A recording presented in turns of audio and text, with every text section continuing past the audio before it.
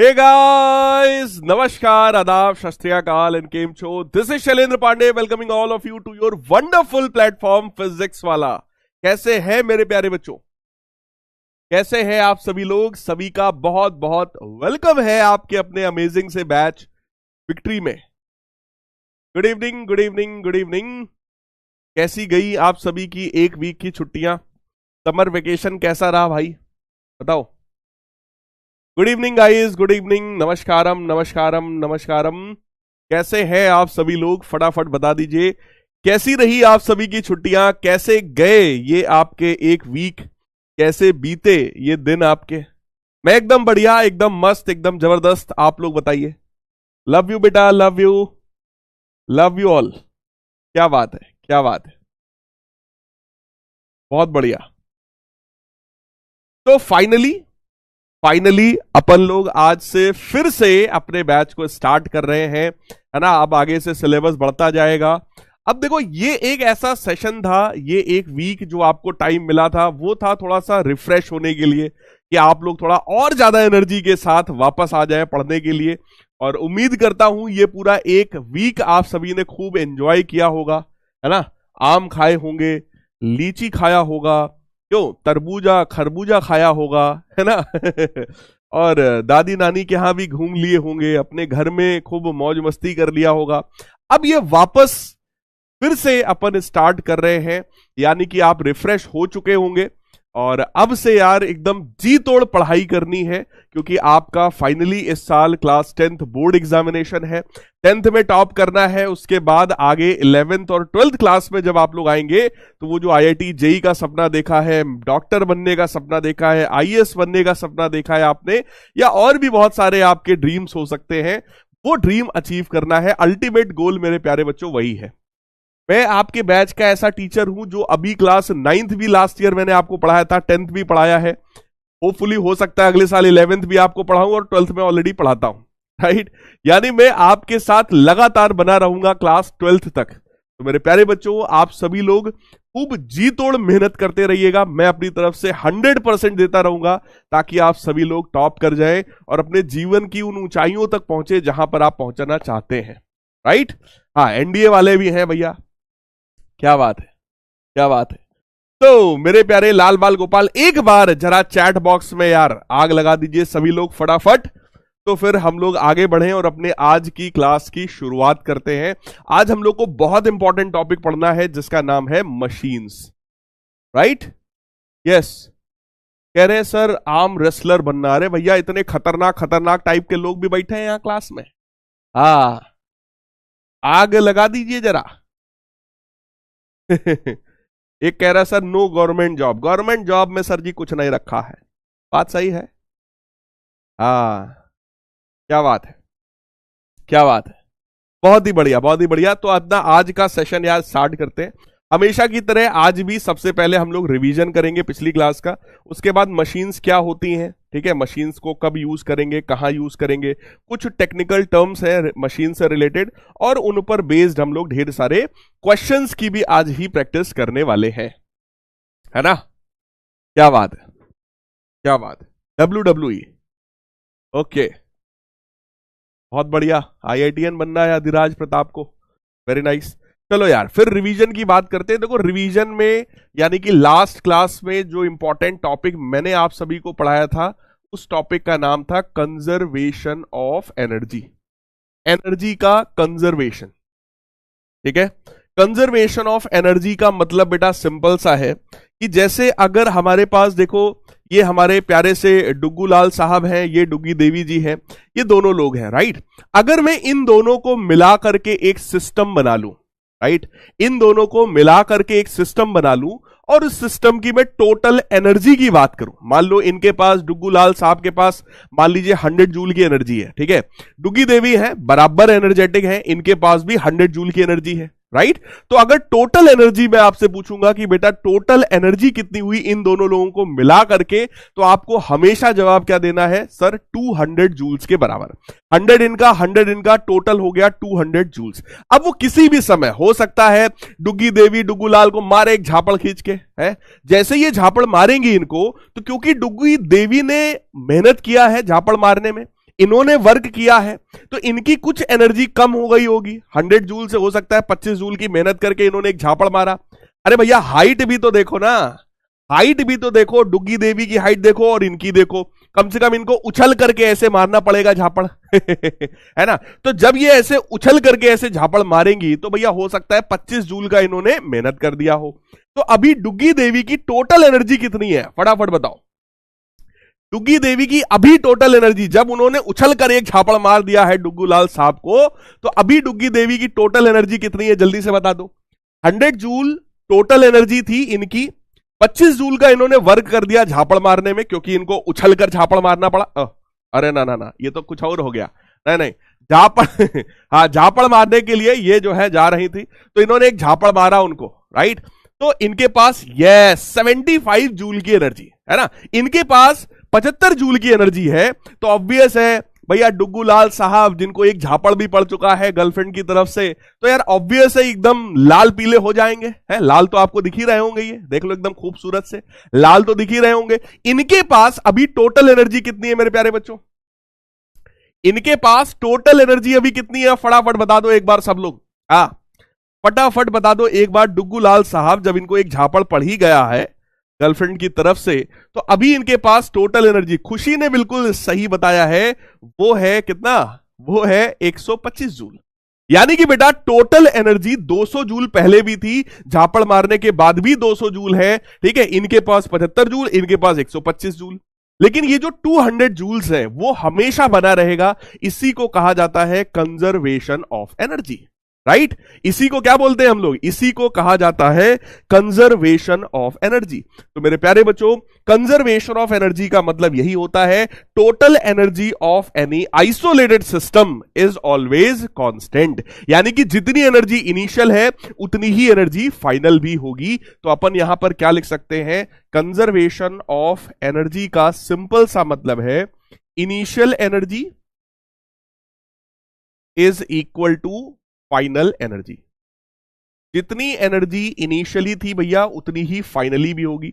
इसी को हम लोग ऐसे भी लिख सकते हैं कि भैया kinetic energy initial plus potential energy initial that is equal to kinetic energy final plus potential energy final. यानी कि जितनी टोटल एनर्जी पहले थी भैया उतनी ही टोटल एनर्जी बाद में भी रहेगी। हो सकता है काइनेटिक एनर्जी पोटेंशियल में कन्वर्ट हो जाए या पोटेंशियल एनर्जी काइनेटिक में कन्वर्ट हो जाए, but sum of these two energy यानी कि टोटल मैकेनिकल एनर्जी जो है वो हमेशा कांस्टेंट रहेगी। क्या ये बात समझ में आया कि नहीं आया? देवेश ने कहा सर कैन वी से conservation of energy transfer of energy. बेटा कंजर्वेशन ऑफ एनर्जी का मतलब यह होता है कि जब भी एनर्जी का ट्रांसफर एक फॉर्म से दूसरे फॉर्म में होता है तो वहां एनर्जी का कोई लॉस नहीं होता। आइडियल केस है ना, कंजर्वेशन ऑफ एनर्जी जो है वो आइडियल केस है। रुद्र प्रताप जी कह रहे हैं कि सर सिलेबस बहुत पीछे है सर, क्या करें सर? अरे भैया रुद्र प्रताप साहब आप कतई टेंशन न लीजिए। देखो हम लोग का बेटे मेन एम क्या है, हमारा मेन एम है आपका फाइनल बोर्ड एग्जामिनेशन। उस बोर्ड एग्जामिनेशन से पहले गारंटी ले रहा हूं सिलेबस भी पूरा होगा, रिवीजन भी होगा, हो सकता है यूट्यूब पर मैराथन क्लास भी मैं आपकी ले लूं। अल्टीमेटली आपको टॉप कराकर छोड़ेंगे, ये हमारी गारंटी है। ठीक है, आप बिल्कुल भी परेशान मत होइए। ये जो अभी एक वीक छुट्टियां हो गई थी, थोड़ा सा अपन लोग पीछे हो गए हैं, टेंशन ना लो, हम लोग मेहनत करेंगे, एक्स्ट्रा मेहनत करेंगे और उसको कवर कर लेंगे। राइट? शुभम कह रहे हैं सर आज की क्लास 2 घंटे चलाइएगा। बिल्कुल चलाएंगे भाई। आज की क्लास क्या, मैं तो लगभग सारी क्लासेस ही 1 घंटे 45 मिनट तो लगभग लेता ही लेता हूं, तो आज की क्लास भी वैसे ही होगी, है ना? हाँ। अरे शिवांश कह रहे हैं सर वो डुग्गी नहीं है। ओहो हो, ऐसा क्या? ओहो, टाइपिंग एरर हो गया था क्या? हाँ हो सकता है ना। नहीं हमारे पास देखो यहां पर सब कुछ है ना, स्टॉक में सब कुछ है, कोई भी बचेगा नहीं। हाँ कोई भी बचेगा नहीं, स्टॉक में सब कुछ है। तो आइए अपन लोग आगे बढ़ते हैं। टोटल बेटा एनर्जी जो है काइनेटिक प्लस पोटेंशियल वही फाइनल के बराबर होगी काइनेटिक प्लस पोटेंशियल। यानी कि जब हम लोग किसी भी ऑब्जेक्ट को ऊपर से नीचे की तरफ ड्रॉप कराते हैं तो जरा सोचो यहां पर क्या होगा। यहां पर जो टोटल एनर्जी इसकी होती है वो टोटल पोटेंशियल एनर्जी के फॉर्म में होती है और उसकी वैल्यू mgh के बराबर होती है अगर ये ऑब्जेक्ट h हाइट पर रखा हुआ है तो। यही ऑब्जेक्ट जब नीचे पहुंचता है तो मेरे प्यारे बच्चों जो टोटल एनर्जी है वो काइनेटिक एनर्जी के फॉर्म में हो जाती है, जिसकी वैल्यू हाफ mv² के बराबर है, लेकिन वो भी बेटा mgh के ही बराबर होती है। यानी जितनी टोटल एनर्जी पहले थी उतनी ही टोटल एनर्जी बाद में भी है। सिर्फ इस पूरे ट्रांसफॉर्मेशन में क्या हो रहा है कि जो उसकी पोटेंशियल एनर्जी थी, भाई टॉप मोस्ट पॉइंट पर ऑब्वियस है पोटेंशियल एनर्जी होगी, क्योंकि अभी तो ऑब्जेक्ट रेस्ट पर है, काइनेटिक इसके पास है नहीं। जैसे ही मैं इसको छोड़ूंगा नीचे की तरफ जा रहा होगा, पोटेंशियल एनर्जी घट रही होगी बट काइनेटिक एनर्जी बढ़ रही होगी। अल्टीमेटली बेटा potential energy is being converted into kinetic energy. क्या ये बात एकदम चकाचक क्लियर है? क्या ये बात एकदम चकाचक क्लियर है ना? ठीक है भाई, ठीक है भाई। चलो अगला केस मैंने आपको एक और बताया था, सिंपल पेंडुलम वाला केस। सिंपल पेंडुलम के केस में देखो क्या होता है, एक रस्सी होती है, उस रस्सी से एक पार्टिकल को लटका दिया जाता है। इस पार्टिकल का नाम होता है बॉब। ठीक है, इस पार्टिकल को क्या बोलते हैं? बॉब। जिसको भी लटकाया जाता है उसका नाम हो गया बॉब, राइट। ये जो पोजीशन है जहां पर अभी ये पार्टिकल है, इस पोजीशन को मीन पोजीशन कहा जाता है, राइट। ये इसका मीन पोजीशन है। सर मीन पोजीशन का ही एक नाम और हो सकता है, मीन पोजीशन का ही बेटा एक नाम और होता है जिसको बोलते हैं इक्विलिब्रियम पोजीशन, राइट। चाहे तुम मीन पोजीशन बोलो चाहे तुम इक्विलिब्रियम पोजीशन बोलो, बात एक ही है। इक्विलिब्रियम पोजीशन का मतलब होता है कि इस पोजीशन पर ऑब्जेक्ट पर जो नेट फोर्स लग रहा होता है वो 0 के बराबर है। तो मेरे प्यारे बच्चों कभी भी आपसे पूछा जाए मीन पोजीशन क्या है, तो आप बताएंगे जिस जगह पर ऑब्जेक्ट इक्विलिब्रियम कंडीशन में हो, जिस जगह पर ऑब्जेक्ट पर नेट फोर्स 0 के बराबर हो, उसी पोजीशन को मीन पोजीशन या इक्विलिब्रियम पोजीशन कहा जाता है, राइट। अब अगर इस बॉब को यहां से थोड़ा सा खींच दिया जाए इधर की तरफ, जैसे ही आप खींचोगे ये बॉब भैया यहां कहीं पहुंच जाएगा, राइट। इस जगह को, इस पोजीशन को हम लोग नाम देते हैं एक्सट्रीम पोजीशन। इस पोजीशन को मेरे प्यारे बच्चों नाम क्या दिया जाता है? Extreme position, right. हमने बॉब को ऐसे इधर की तरफ खींच लिया, लेट अस सपोज एंगल कुछ थीटा के बराबर बन गया, ठीक है। तो ये जब इधर की तरफ आएगा इस पोजीशन को एक्सट्रीम पोजीशन कहा जाता है। जैसे ही यहां से छोड़ोगे ये बॉब इधर की तरफ आएगा, राइट। यहां कहीं तक वो बॉब आएगा, ये वाला एंगल भी मेरे प्यारे बच्चों थीटा के बराबर होगा, और इस पोजीशन का नाम भी इस पोजीशन का नाम भी हाँ क्या होता है? Extreme position. तो इधर भी अपन नाम क्या लिखेंगे? एक्सट्रीम पोजीशन के बराबर। ये भी एक्सट्रीम पोजीशन है, ये भी एक्सट्रीम पोजीशन है। नेट फोर्स 0 कहां पर होता है? मीन पोजीशन पर, राइट। अब अगर मैं तुम्हें थोड़ा सा डिटेल में बताने की कोशिश करूं तो मेरे प्यारे बच्चों जब भी हम लोग पोटेंशियल एनर्जी कैलकुलेट करते हैं ना, पोटेंशियल एनर्जी को कैलकुलेट करने के लिए हमेशा एक ऐसी लाइन बना ली जाती है। इस लाइन को हम लोग नाम देते हैं रेफरेंस लाइन। इस लाइन को क्या नाम दिया जाता है? Reference line. क्योंकि बेटा पोटेंशियल एनर्जी जो है वो ऑब्जेक्ट की हाइट पर डिपेंडेंट है कि ऑब्जेक्ट कितनी हाइट पर रखा है, ठीक है। और हाइट ऑब्जर्वर पर डिपेंड होती है कि ऑब्जर्वर कहां से नापना चाहता है। तो अगर ऑब्जेक्ट यहां पर इस पोजीशन की मैं बात करूं तो इसी पोजीशन पर एक लाइन बना लेते हैं जिसको रेफरेंस लाइन कहा जाता है। रेफरेंस लाइन का डेफिनेशन यह है कि रेफरेंस लाइन पर पोटेंशियल एनर्जी 0 के बराबर होती है, यानी कि जो भी हाइट हम मेजर करेंगे वो रेफरेंस लाइन से ही करेंगे, है ना। हमेशा रेफरेंस लाइन से ही करेंगे। अब इस चीज को समझो, जैसे मान लो ये डुग्गी देवी यहां नीचे थी, है ना, नीचे थी, तो डुग्गी देवी तो ऐसे ऊपर देख रही होंगी, उनको लगेगा यार यहां कहीं पर ये बॉब रखा है। लेकिन डुग्गी देवी भी हाइट कहां से मेजर करेंगी बेटा? यहीं से मेजर करेंगी, ठीक है। चाहे डुग्गी देवी यहां कहीं फर्स्ट फ्लोर पे बैठी हो किसी बिल्डिंग के, यहां से वो नीचे की तरफ बॉब को देख रही होंगी, लेकिन फिर भी वो हाइट कहां से मेजर करेंगी? रेफरेंस लाइन से। ये मतलब होता है रेफरेंस लाइन का। अदरवाइज डुग्गी देवी यहां से अगर मेजर करती और रेफरेंस लाइन ना बनी होती तो वो हाइट अपने बराबर से यहां से वो मेजर कर रही होती।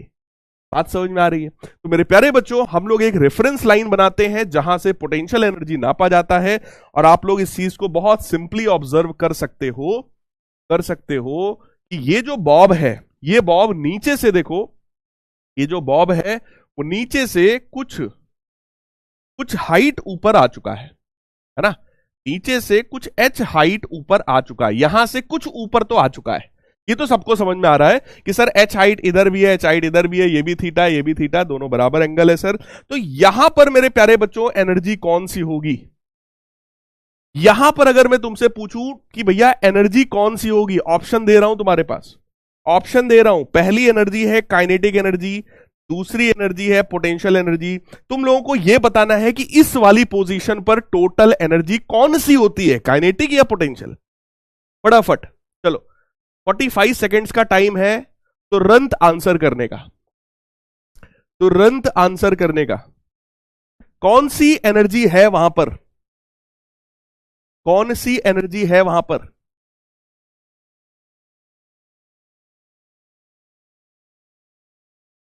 बहुत बातचीत हो रहा है, हाँ मार मार के गिरा देंगे। काहे इतनी बातचीत हो रहा है रे? हाय, फटाफट आंसर करिए मेरे प्यारे बच्चों। इस पोजीशन पर यहां पर कौन सी एनर्जी है ये आपको बताना है। काइनेटिक है, पोटेंशियल है, कौन सी एनर्जी है? आंसर करो जब तक हम लोग भी बताते हैं। भैया ऑब्वियस है, नीचे से थोड़ा ऊपर है, इसलिए यहां पर जो टोटल एनर्जी है बेटा वो पोटेंशियल एनर्जी के बराबर है, और वो पोटेंशियल एनर्जी कुछ मैं कह सकता हूं वो mgh के बराबर है। क्लियर है? मीन पोजीशन पर इस जगह पर मैं कहूं कितनी भाई कौन सी एनर्जी है, तो आप कहेंगे सर यहां पर जो टोटल एनर्जी है वो काइनेटिक एनर्जी के ही बराबर है, क्योंकि पोटेंशियल एनर्जी इस पॉइंट पर कितनी है, 0 के बराबर। मीन पोजीशन पर पोटेंशियल एनर्जी कितनी होती है, 0 के बराबर, राइट? पोटेंशियल कितनी है, 0 के बराबर। सर एक्सट्रीम पोजीशन पर यहां पर फिर से, तो बेटा यहां पर जो टोटल एनर्जी है वो पोटेंशियल एनर्जी के बराबर है, जो कि फिर से mgh के ही बराबर है। तो मेरे प्यारे बच्चों, कंजर्वेशन ऑफ एनर्जी का सिंपल सा मतलब यह होता है कि जब वो बॉब इस जगह पर आएगा तो यहां पर पोटेंशियल एनर्जी मैक्सिमम है, पोटेंशियल एनर्जी मैक्सिमम है, ठीक है, काइनेटिक एनर्जी मिनिमम है, इनफैक्ट 0 के ही बराबर है, राइट? तो एक्सट्रीम पोजीशन पर जो टोटल एनर्जी है वो पोटेंशियल एनर्जी के बराबर है, राइट? जब वो मीन पोजीशन पर पार्टिकल आएगा तो वहां पर देखो पोटेंशियल एनर्जी 0 है, काइनेटिक एनर्जी मैक्सिमम है, और वही टोटल एनर्जी के बराबर है। हाफ mv स्क्वायर कह सकते हो, बट वो हाफ mv स्क्वायर भी mgh के ही बराबर होगा। यानी कि अगर यहां पर टोटल एनर्जी 100 जूल है तो यहां भी 100 जूल होगा, यहां भी 100 जूल होगा। यानी कि पोटेंशियल एनर्जी कन्वर्ट हुई काइनेटिक एनर्जी में, काइनेटिक एनर्जी फिर से कन्वर्ट हुई पोटेंशियल एनर्जी में, राइट है ना? यानी कि एनर्जी का ये कन्वर्जन होता रहेगा मेरे प्यारे बच्चों, लेकिन टोटल एनर्जी जो है वो हमेशा कांस्टेंट रहेगी, इस केस में भी और इस केस में भी, ठीक है? तो फिलहाल इसका आंसर था पोटेंशियल एनर्जी, बी वाला ऑप्शन सही था। 78.39% बच्चों ने बिल्कुल सही जवाब दिया है। अर्श, दिव्यांश, वेदांत, सकीना, नेहा, अभिजीत, जयंत, अस्तित्व, श्याम, आनंद, ये सारे बच्चों ने बिल्कुल सही जवाब दिया है। राइट है क्या? समझ आ रहा है क्या? है ना? चलो, ये इतना मैंने तुम्हें पढ़ाया था। अब आ जाओ इस कंसेप्ट पर बेस्ड मैं आप लोगों को एक बहुत ही बेहतरीन सा, एक बहुत ही प्यारा सा क्वेश्चन कराता हूं। ध्यान से सुनना, ये क्वेश्चन आपके एग्जाम में आने के चांसेस है, right? This is a important question, ठीक है? सुनो क्वेश्चन क्या है। कह रहे हैं बॉल ऑफ मास 50 ग्राम, एक बॉल है भैया, बॉल का मास 50 ग्राम के बराबर है, तो ऑब्वियस है किलोग्राम में कन्वर्ट करना पड़ेगा। 1000 से डिवाइड करोगे भैया किलोग्राम में आ जाएगा। That ball is thrown vertically upwards with the initial velocity of 20 metre per second. 20 metre per second की स्पीड से उस ब्लॉक को ऊपर, उस बॉल को ऊपर फेंका गया है।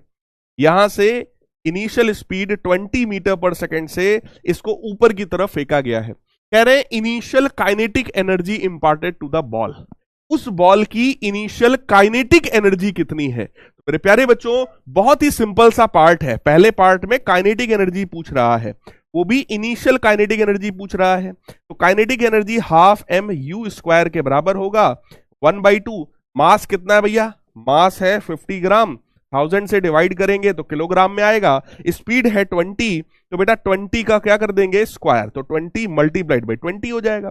एक जीरो से एक जीरो, ये जीरो से ये वाला जीरो, ये वाले जीरो से ये वाला जीरो, सब कट पिट गया। तो क्या बच गया यार, एक दो से ये वाला दो भी गया। 5 इंटू 2 यानी कि 10। 10 जूल के बराबर बोलो इनिशियल काइनेटिक एनर्जी थी। क्या ये चमका है सबको? 10 जूल के बराबर इनिशियल काइनेटिक एनर्जी इस बॉल को दिया गया था। इसी 10 जूल की एनर्जी से ये बॉल ऊपर जाने वाला है। अब हमसे कह रहा है maximum height reached if air friction is neglected. कह रहे हैं कि अगर एयर के फ्रिक्शन को बिल्कुल मैं नेग्लेक्ट मान लूं, यानी फ्रिक्शन जैसी कोई चीज अगर यहां पर नहीं है क्वेश्चन में, तो आपको बताना है कि ये जो बॉल है वो मैक्सिमम कितनी हाइट तक ऊपर जाएगा। एक चीज सोचो, अगर ये बॉल यहां से बेटा यहां तक आ गया, तो इस जगह पर जो एनर्जी होगी वो पोटेंशियल एनर्जी होगी। लेट अस सपोज बॉल कितना ऊपर आया, h हाइट के बराबर आया है। तो मेरे प्यारे बच्चों जरा ध्यान से देखना, उस वाली हाइट पर जो पोटेंशियल एनर्जी है, क्या वो हमारे इनिशियल काइनेटिक एनर्जी के बराबर हो जाएगी? फटाफट बता दो। इस पॉइंट पर जो पोटेंशियल एनर्जी है, क्या वो इनिशियल काइनेटिक एनर्जी के बराबर हो जाएगी? क्योंकि इनिशियली इस बॉल के पास सिर्फ और सिर्फ काइनेटिक एनर्जी थी, यहां पर सिर्फ काइनेटिक एनर्जी थी और यहां पर सिर्फ पोटेंशियल एनर्जी है। तो मेरे प्यारे बच्चों टोटल एनर्जी जो पहले थी जो कि काइनेटिक है, वही बाद में भी होगी जो कि पोटेंशियल है। क्या मैं इसको ऐसा कह सकता हूं कि mgh जो है वो हाफ mu स्क्वायर के बराबर हुआ, और हाफ mu स्क्वायर की वैल्यू 10 जूल के बराबर है। ये हम लोग सॉल्व कर चुके हैं, राइट। तो मास की वैल्यू कितनी है भैया? 50 ग्राम। तो हम 1000 से डिवाइड करेंगे। g की वैल्यू को मैं 10 ले रहा हूं। हाइट मेरे को निकालना है, 10 जूल के बराबर है। 10 से 10 कैंसिल हुआ, एक जीरो से एक जीरो। हाइट की वैल्यू आ गई बेटा 100 डिवाइडेड बाई 5, जो कि 20 मीटर के बराबर आ गया, 20 मीटर के बराबर आ गया, ठीक है ना। 10 जूल के बराबर इनिशियल काइनेटिक एनर्जी थी, और मेरे प्यारे बच्चों 20 मीटर के बराबर हाइट आ गई कि सर ये 20 मीटर ही ऊपर जा सकता है ना। नीचे वाले पॉइंट पर टोटल एनर्जी कौन सी थी यार? यहां पर टोटल एनर्जी थी काइनेटिक। वही काइनेटिक एनर्जी किस में कन्वर्ट हो गई? टॉप मोस्ट पॉइंट पर पोटेंशियल में, राइट। तो टॉप मोस्ट पॉइंट पर पोटेंशियल कितना है? mgh के बराबर। वो किसके बराबर हो जाएगा? काइनेटिक के बराबर। यानी mgh 10 जूल के बराबर करेंगे, और वहां से मेरे प्यारे बच्चों हाइट निकल आएगा 20 मीटर। यानी कि ये जो बॉल है ये मैक्सिमम कितनी ऊंचाई तक जा सकती है? 20 मीटर तक। इससे ज्यादा ऊपर ये बॉल नहीं जा सकती किसी भी सिचुएशन में। क्या ये क्लियर है यार? क्या ये क्लियर है? तीसरा है maximum height reached if 40% of the initial energy is lost again air friction. कह रहे हैं कि अगर इनिशियल एनर्जी का 40% फ्रिक्शन में लॉस हो गया, तो अब बता दो कितना हाइट तक जाएगा। तो एक चीज मेरे को बता दो, अगर कुछ एनर्जी 40% एनर्जी अगर लॉस हो गई है फ्रिक्शन में, यार ज्यादा ऊंचाई तक जाएगा, मतलब 20 मीटर से और ऊपर चला जाएगा, या 20 मीटर से कम जाएगा? फटाफट मेरे प्यारे बच्चों चैट बॉक्स में बता दो। अगर एनर्जी का लॉस हुआ है तो 20 मीटर से और ज्यादा ऊपर चला जाएगा या उससे कुछ कम ही जाएगा? फटाफट बता दीजिए आप लोग जरा। तो मैं निकाल रहा हूं टोटल एनर्जी फाइनल, है ना। फाइनल एनर्जी निकाल रहा हूं, तो फाइनल एनर्जी क्या होगी भैया? 40% एनर्जी अगर लॉस हो गई, बची कितनी है? 60%, है ना। 60% ऑफ इनिशियल काइनेटिक एनर्जी, है ना। 60% ऑब्वियस है लेस जाएगा, क्या बात है।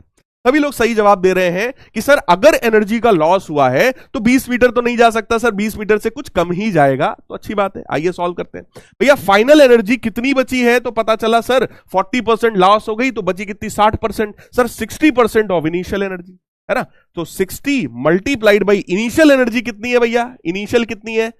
10 जूल के बराबर। तो अपन क्या करेंगे, हम उस 10 जूल का बेटा 60% निकालेंगे, ठीक है। 10 जूल का 60% निकालेंगे। 60% निकालने का तरीका यही होता है, 60 से मल्टीप्लाई करो, 100 से डिवाइड कर लो, तो फटाफट ये 0 0 कट जाएंगे। फाइनली एनर्जी कितनी आ गई बेटा? 6 जूल के बराबर। और फाइनल एनर्जी पोटेंशियल होगी जो कि mgh डैश के बराबर। mgh डैश 6 जूल के बराबर। मास है यार 50 ग्राम, 1000 से डिवाइड करो, g की वैल्यू 10 ले लो, h डैश ले लो, ये 6 हो जाएगा। ये 0 0 0 0 कैंसिल। h डैश की वैल्यू कितनी आ जाएगी बेटा? 60/5। तो इसको काटेंगे 2 आएगा, 2 × 6 यानी कि 12 मीटर आ जाएगा। 12 मीटर की ऊंचाई तक ये बॉल अब जाएगा। जब फ्रिक्शन नहीं था तो वो बॉल 10 जूल की एनर्जी से हमने फेंका था, 20 मीटर ऊंचाई तक जा रहा था। जैसे ही फ्रिक्शन आया उसने 40% एनर्जी वेस्ट करा दी, तो कितनी बची यार? 60%। 60% एनर्जी से कितना ऊपर जाएगा? 12 मीटर के बराबर। कितना ऊपर जाएगा? 12 मीटर के बराबर। Is it clear everyone? Is it clear everyone? अगर ये बात एकदम चकाचक क्लियर है तो जरा एक बार चैट बॉक्स में हार्ट स्पैम हो जाए, सभी का दिल दिखाई पड़ जाए चैट बॉक्स में, अगर ये समझ में आ गया है तो।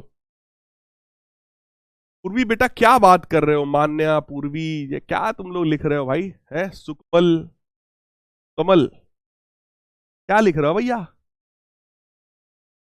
बातों को तेरी हम भुला ना सके, ओके जुदा हम ना जुदा हो सके। एक क्वेश्चन और आ गया है, वो क्वेश्चन देखिए क्या है। कह रहे simple pendulum while oscillating rises to a maximum vertical height of 5 centimetre.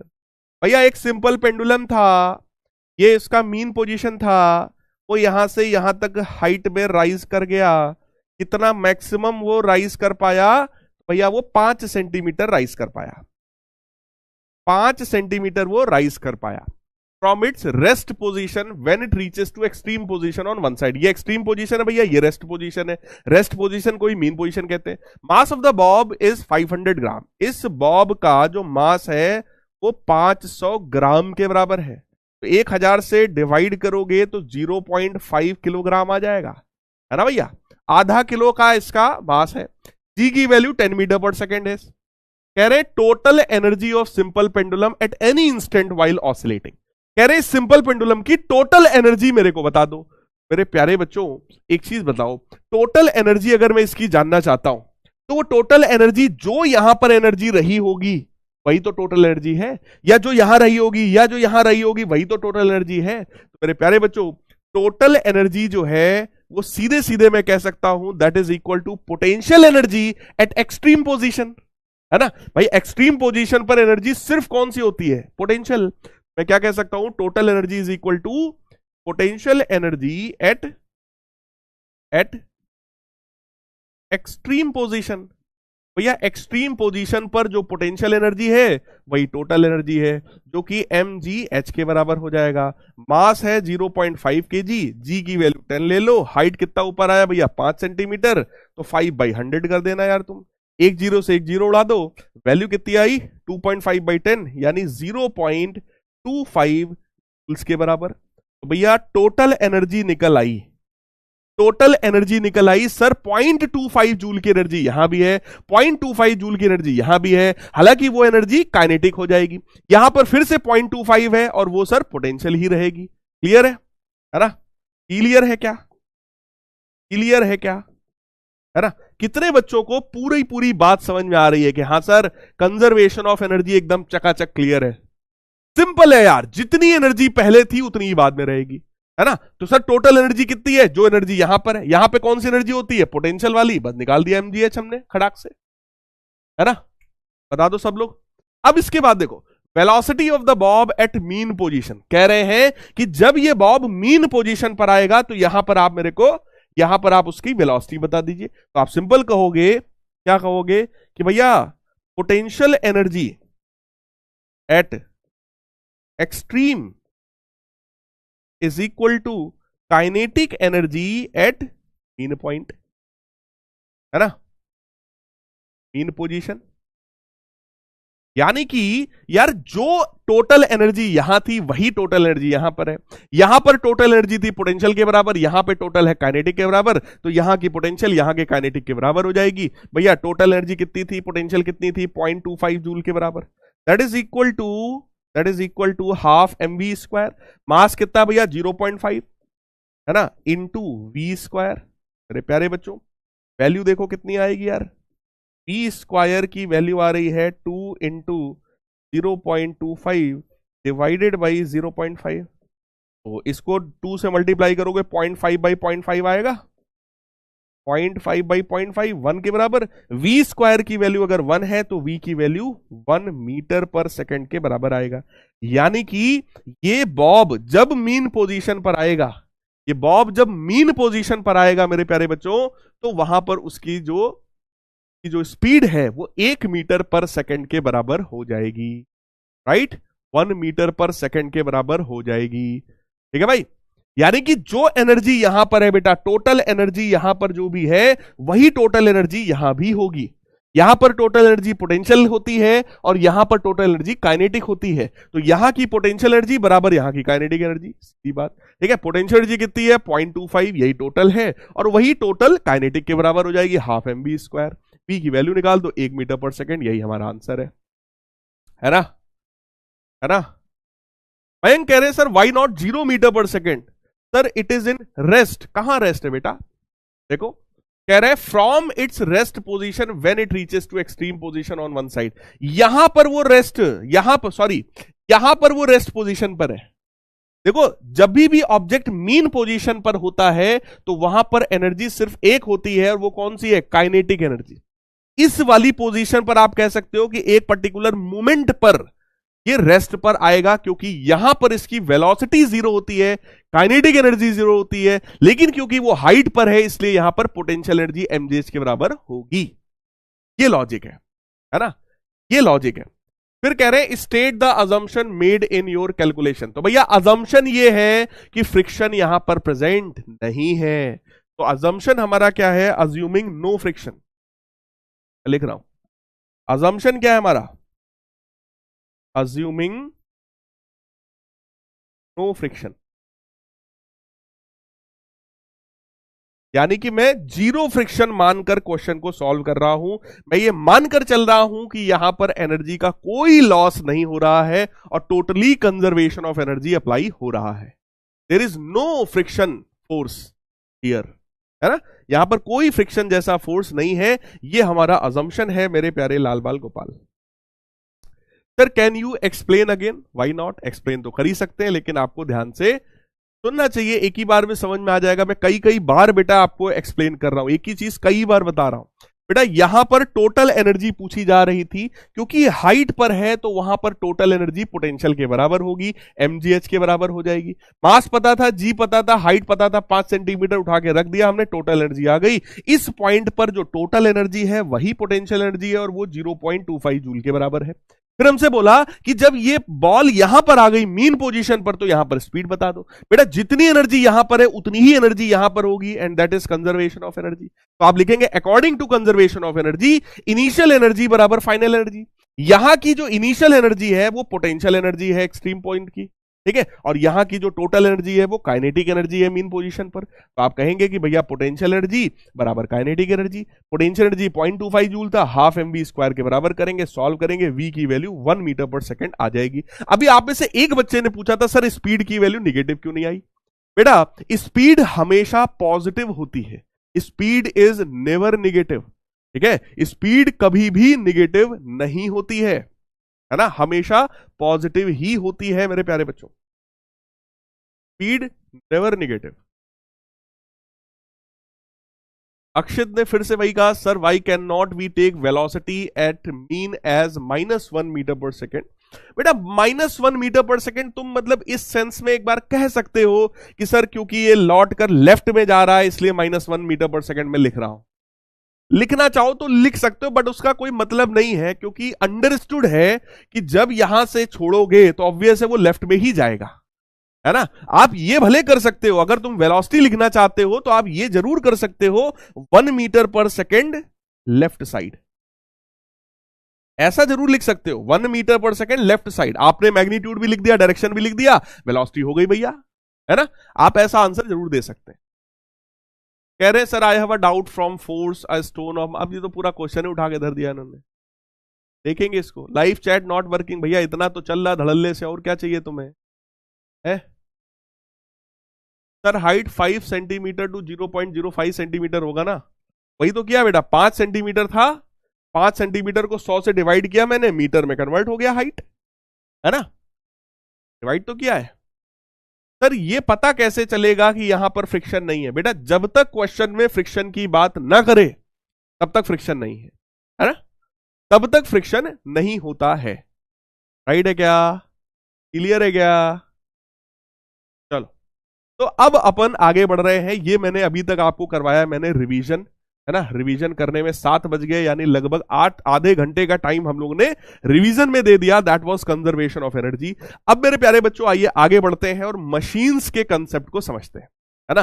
3 idiot movie आप सभी ने लगभग देखी होगी। उस मूवी में भी पूछता है यार मशीन क्या है, तो वो जवाब देता है, रैंचो जो होता है ना, वो आमिर खान, वो जवाब देता है कि कोई भी ऐसी चीज जो ह्यूमन एफर्ट्स को मिनिमाइज करे उसको मशीन कहते हैं, है ना? Anything which minimises human effort is known as machine. तो उसने जवाब दिया कि भाई एक निब से लेकर पैंट की जिब तक जो कुछ भी है वो सब क्या है भैया? मशीन है। कोई भी ऐसी चीज जिससे आपका ह्यूमन एफर्ट, आपके जो एफर्ट्स हैं वो कम हो रहे हो, उसी को मशीन कहा जाता है ना? कितने बच्चों को ये बात याद आ रही है? हाँ, up down up down up down. Yes yes, सही बात है ना? कितने लोगों को ये बात याद आ रही है? हाँ सर, देखा है मूवी में सीन। तो मेरे प्यारे बच्चों, किसी भी मशीन का देखो काम क्या है? ह्यूमन एफर्ट्स को कम करना। तो जरा पढ़ो, लिखा है it is easier to open a nut by the use of wrench than to open it by hand. कोई भी पेच खोलना है, कोई भी नट खोलना है तो रेंच यूज कर लो तो यार इजीली खुल जाता है। हाथ से अगर तुम पेच निकाल रहे हो तो जीवन में नहीं निकलेगा। सबको पता है ये बात, कोई नई बात नहीं है। तो यहां पर मेरे प्यारे बच्चों ये जो रेंच है, ये रेंच यहां पर किसका काम कर रहा है? फटाफट बता दो। ये रेंच यहां पर किसका काम कर रहा है? मशीन का, है ना? मशीन जनरली बच्चे समझते हैं वॉशिंग मशीन। केवल वॉशिंग मशीन नहीं, कोई भी ऐसी चीज जो आपके एफर्ट को कम कर रही है उसको मशीन कहते हैं, है ना? क्लियर है? चलिए जी आगे बढ़ो। It is difficult to pull up a bucket of water directly from the well but it becomes much easier to pull it up with the use of a pulley. यानी कि अगर आपसे कहा जाए कि यार कुएं से पानी खींचना है, ऐसे ऐसे पानी को ऊपर की तरफ खींचना है, तो डायरेक्टली ऐसे खींचना कठिन होता है। लेकिन अगर उसी पाइप को, मतलब उसी क्या बोलते हैं, उसी रस्सी को अगर एक पुली से पास करा करके आप खींच रहे हो तो वो खींचना आसान होता है। यानी पुली से जब पास करा दिया तो हमारे ह्यूमन एफर्ट्स कम हो गए, हमें कम मेहनत करनी पड़ रही है और हम उसको खींच पा रहे हैं। राइट? तो मेरे प्यारे बच्चों, ये पुली यहां पर किसकी तरह बिहेव कर रही है? This pulley is behaving like a machine. तो मशीन किसी भी सिस्टम में वो पार्ट हो गया जो आपकी मेहनत को कम करे। It is difficult to shift a heavy block by pushing it but it becomes easier to shift it by using a crowbar. Sir ये क्रोबार क्या होता है? क्रोबार ये रखा है डायग्राम, इस शेप का होता है और इसका काम क्या है? किसी भी हैवी ब्लॉक, ये वाला जो पोर्शन है ना, ये उस हैवी ब्लॉक, ये वाला जो पोर्शन है, ये हैवी ब्लॉक में ऐसे नीचे की तरफ लगा दिया जाता है। जैसे ही ऐसे लगेगा, अब इसको जो खींचने वाला काम है वो आसान हो जाएगा मेरे प्यारे बच्चों, है ना? अब मैं इसको इजीली खींच पाऊंगा, इस वाले ब्लॉक को। भाई ये गया और इसने इसको फंसा लिया, अब जब ये फंस गया तो अब इसको मैं इजीली खींच सकता हूं। राइट? तो ये होता है क्रोबार। यानी कि सर मशीन की डेफिनेशन क्या है? Machine is an object, device और सिस्टम। ऑब्जेक्ट हो सकता है, डिवाइस हो सकता है, कोई सिस्टम हो सकता है, that is used to transfer energy from one place to another and allows work to be done that could not otherwise be done और could not be done as easily. यानी कि मशीन कोई भी ऐसा system हो सकता है जो कि एनर्जी ट्रांसफर करने का काम करता है। जो एनर्जी, जो वर्क मैंने इधर की तरफ किया उसको दूसरी तरफ ट्रांसफर करने का काम करता है और मेरे को ऐसे काम में मदद कर रहा है जो शायद मैं बिना मशीन के कर भी ना पाऊं, है ना? यही ब्लॉक अगर बहुत ज्यादा हैवी हो जाए, कोई बहुत भारी सा पत्थर हो जाए, तो नॉर्मली हम कितना भी धक्का लगा ले वो हमसे मूव नहीं होगा अगर बहुत हैवी है तो ऐसी कंडीशन में इस तरह के क्रो बार को यूज करना ही पड़ेगा। बिना उसको लगाए हम इसको खींच ही नहीं पाएंगे। तो मेरे प्यारे बच्चों, मशीन कोई भी ऐसी चीज हो जाती है, देखो लिखा है allows work to be done that could not otherwise be done. ऐसा काम जो हमसे नहीं हो पा रहा था उसको भी करने में मदद कौन करता है? मशीन। क्या आप सभी को बात समझ में आ रही है मेरे प्यारे बच्चों? Is it clear? है ना? अब देखो कुछ और एग्जांपल्स मैं आपको दे रहा हूं। जैसे ये हथौड़ी देखो, इसका यूज करके मैंने क्या किया? किसी कील को बाहर निकाल लिया। तो इसको थोड़ा पढ़े लिखे लोगों की भाषा में नाम क्या देते हैं? इसको हम लोग क्लॉ हैमर। का नाम क्या है? क्लॉ हैमर, है ना? हाँ, क्लॉ हैमर। तो ये जो हथौड़ी है जिससे आप कील बाहर निकाल रहे हो, इसका नाम क्या हुआ? Claw hammer, right. फिर कह रहे हैं lever use to lift a rock, किसी भी बड़े से पत्थर को उठाने के लिए, वही क्रोबार कह लो या इस तरीके के एक हम लोगों ने लीवर यूज कर लिया है ना। देख लो ये इस तरीके का ही है, सिंपल। इसको नीचे से लगाओगे, यहां पर एक पत्थर रखो, एक यहां पे रखा ही हुआ है, इस पे लगा के जैसे ही इधर की तरफ आप नीचे दबाओगे ये इधर से उठ जाएगा, ये जो है यहां से पत्थर उठ जाएगा, लिफ्ट हो जाएगा। ऐसे यहां पर देखो कह रहे हैं plier, plier is a simple machine. जैसे कोई भी प्लायर है तो नट बोल्ट को टाइट करने के काम आता है, सबको पता है इस तरीके से। फिर ये कोई जो सिस्टम है, इस सिस्टम को पुली कहा जाता है। पुली में क्या होता है यार, इस तरीके से रस्सी जाती है, ऐसे होकर के पास हो रही है। अब जो ब्लॉक यहां पर है, देखो इस वाले ब्लॉक को मेरे को उठाना था। इस ब्लॉक को उठाने का एक तरीका यह है कि भाई नीचे रखा है, सीधे हमने ऐसे उठाया, बट क्योंकि ये बहुत ज्यादा भारी है तो ये हमसे उठाया नहीं जा रहा था। तो इस तरह के बहुत भारी ब्लॉक को उठाने के लिए हम लोग क्या करते हैं, हम लोग इस तरह का पुली अरेंजमेंट बनाते हैं, ठीक है। अब ये भाई साहब इसको ऐसे ऐसे खींच सकते हैं, इसको ये क्या कर सकते हैं, खींच सकते हैं। जैसे ये खींचेंगे, जैसे ये खींचेंगे, जरा चेक करो, ये वाली रस्सी इधर की तरफ आएगी, ये रस्सी ऊपर आएगी। जब रस्सी ऊपर की तरफ बढ़ेगी तो ये जो पुली है मेरे प्यारे बच्चों, ये पुली भी ऊपर की तरफ शिफ्ट हो जाएगी। जब पुली ऊपर की तरफ जाएगी तो ये ब्लॉक भी ऊपर की तरफ चला जाएगा, यानी ओवरऑल जो ब्लॉक नीचे था उसको मैं खींचकर ऊपर ले जा सकता हूं यूजिंग दिस पुली। क्या आपको समझ में आ रहा है? क्या आपको समझ में आ रहा है मेरे प्यारे बच्चों? फटाफट जरा एक बार वोट करके बता दो, is it clear everyone? Simple pulley system use to lift a weight, किसी एक वेट को उठाने के लिए एक सिंपल सा सिस्टम यूज किया गया है, पुली, है ना। एकदम सिंपल, फटाफट बता दीजिए, एकदम सिंपल, ठीक है। पुली को उठाने के लिए, सॉरी ब्लॉक को उठाने के लिए हमने एक पुली का यूज किया। पुली से जैसे ही आप रस्सी खींचोगे ब्लॉक उठ जाएगा, राइट।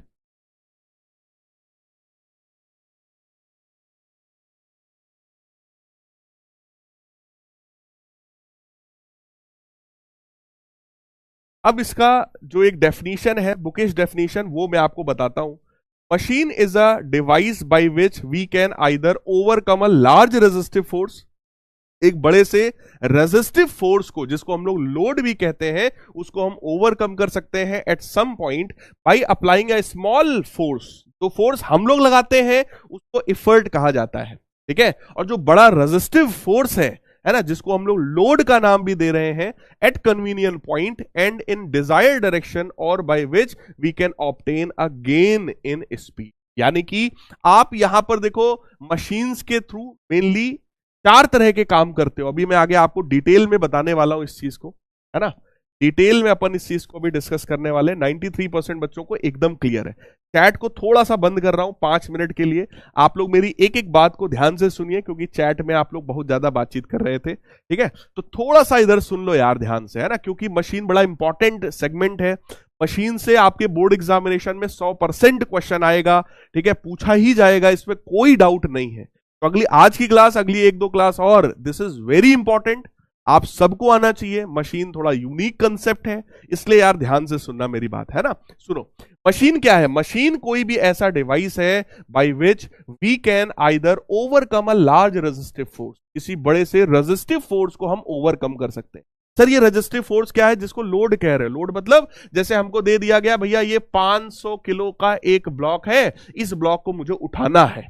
अब अगर इस वाले ब्लॉक को उठाना है मेरे प्यारे बच्चों, तो जरा ध्यान से सोचो, क्या इस ऑब्जेक्ट के वेट के बराबर फोर्स हमें ऊपर लगाना पड़ेगा? अगर मैं जी की वैल्यू 10 मान लूं, तो यार 5000 न्यूटन का फोर्स जब ऊपर की तरफ लगाओगे तभी ये ब्लॉक को ऊपर उठाया जा सकता, अदरवाइज नहीं उठाया जा सकता। इवन 5000 से ज्यादा ही तुम्हें लगाना पड़ेगा, तब ये ब्लॉक ऊपर की तरफ उठेगा, क्योंकि इसका अपना खुद का वेट कितना है? 5000 न्यूटन। तो बेटा 5000 न्यूटन का जो वेट है वो डाउनवर्ड लगेगा ही लगेगा। अब इसको अगर उठाना है तो मिनिमम 5000 न्यूटन का फोर्स ऊपर लगाना पड़ेगा। इस वाले फोर्स को, ये जो ऊपर की तरफ आप लगा रहे हो ना, यही फोर्स क्या कहलाता है? हमारा इफर्ट। ये क्या है हमारा? ये इफर्ट है जो हमने डायरेक्ट अप्लाई किया उसको उठाने के लिए। और जो हमें रोक रहा था वो कौन है? वेट। तो वेट को हम लोग ने क्या बोलेंगे? लोड। ये लोड है, और जो हमने अप्लाई किया वो क्या है बेटा? वो इफर्ट है। भाई ब्लॉक को उठाने के लिए हम फोर्स नीचे तो लगाएंगे नहीं, हम तो ऊपर ही लगाएंगे। तो जो फोर्स हमने लगाया वो इफर्ट कहलाता है, जो पहले से लग रहा है ना, जिसके अगेंस्ट हम काम कर रहे हैं, उसको बेटा लोड कहा जाता है। तो वेट यहां पर लोड हो गया और जो हमने फोर्स लगाया उठाने के लिए वो इफर्ट हो गया। क्लियर?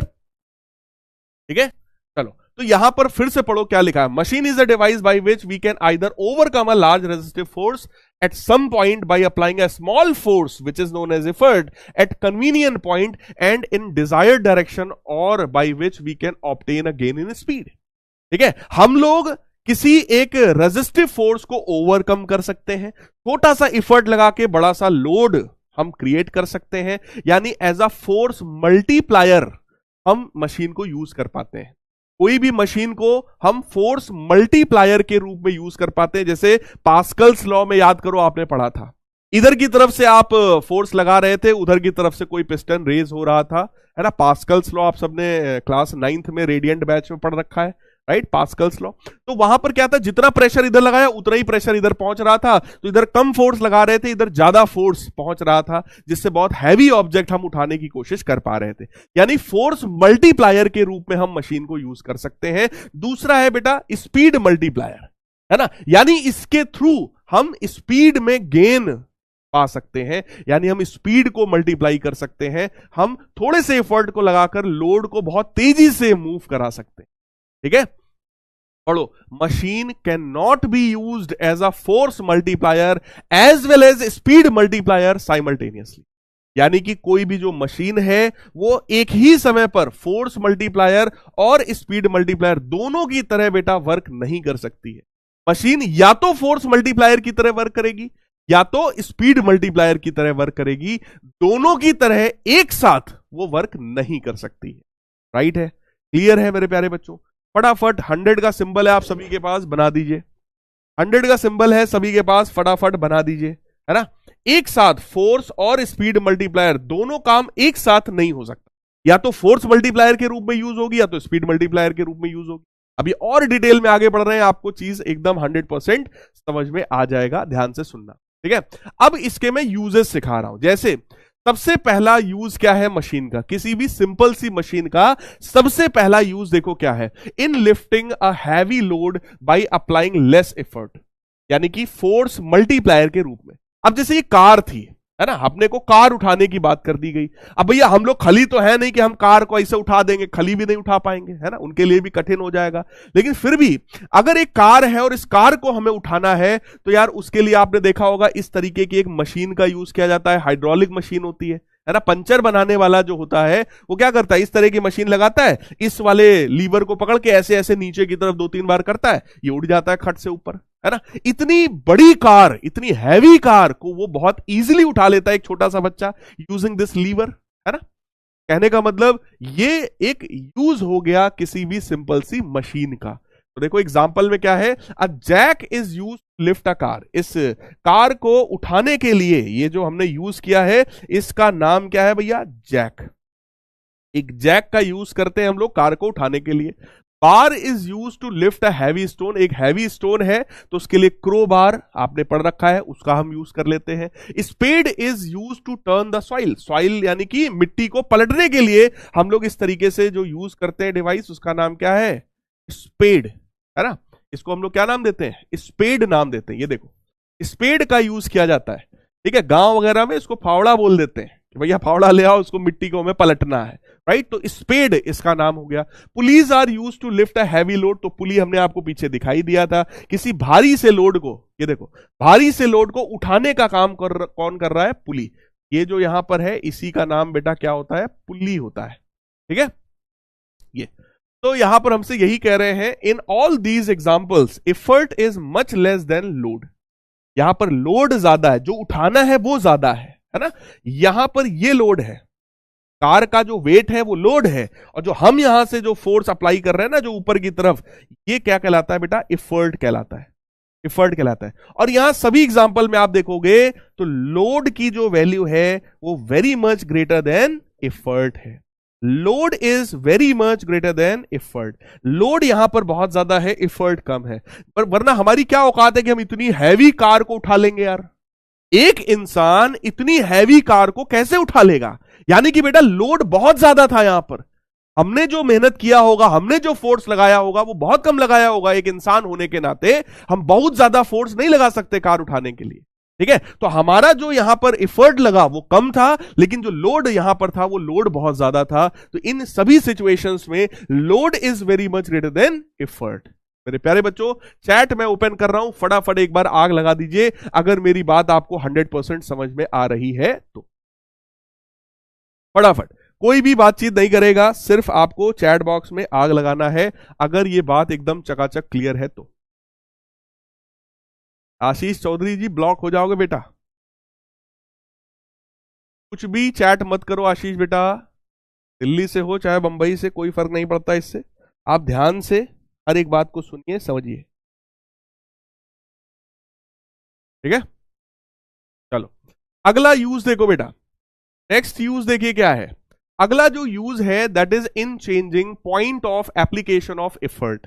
यानी कि जिस जगह पर एफर्ट लगाना था वहां ना लगाकर हमने कहीं और लगाया और उससे हमारा काम चल गया। जैसे साइकिल, साइकिल में यार एक चीज जरा सोचो, मेन जो पहिया है वो पीछे वाला है। अगर आप कभी भी साइकिल देखे हो तो मेन पहिया पीछे वाला है, सारा सिस्टम पीछे वाले में लगा होता है। आप जब यहां से पैडल मारते हो, पैडल चलाते हो ना, तो ये पैडल ऐसे गोल गोल घूमता है।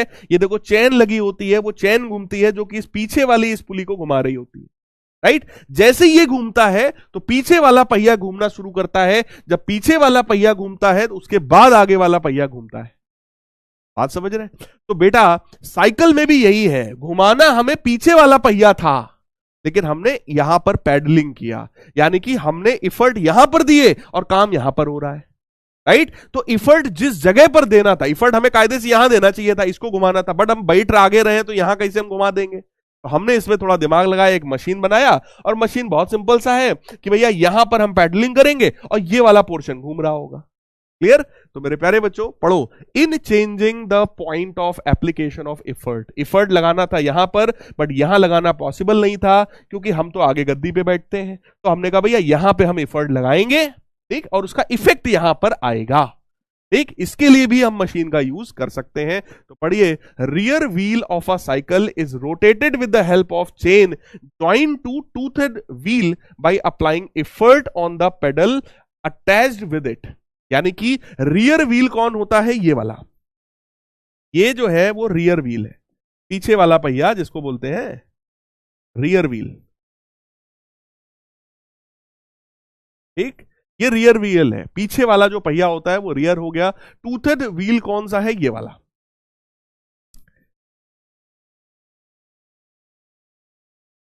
इसमें दांत वैसे निकले रहते हैं ना, इसमें ऐसे ऐसे, अगर इसको आप देखोगे इसमें इस तरीके से निकला रहता है ना, ये ऐसे ऐसे ऐसे ऐसे, इसी पर तो चैन चढ़ाई जाती है, थोड़ा इस तरीके से निकला रहता है ना, नुकीला, इसी को बोल रहे हैं कि टूथेड व्हील है, में दांत निकले हुए हैं इस तरीके से। समझ गए होगे यार तुम लोग ना? ये जो निकला हुआ है ना, उसी को टूथेड व्हील का नाम हम लोग दे रहे हैं, ठीक है?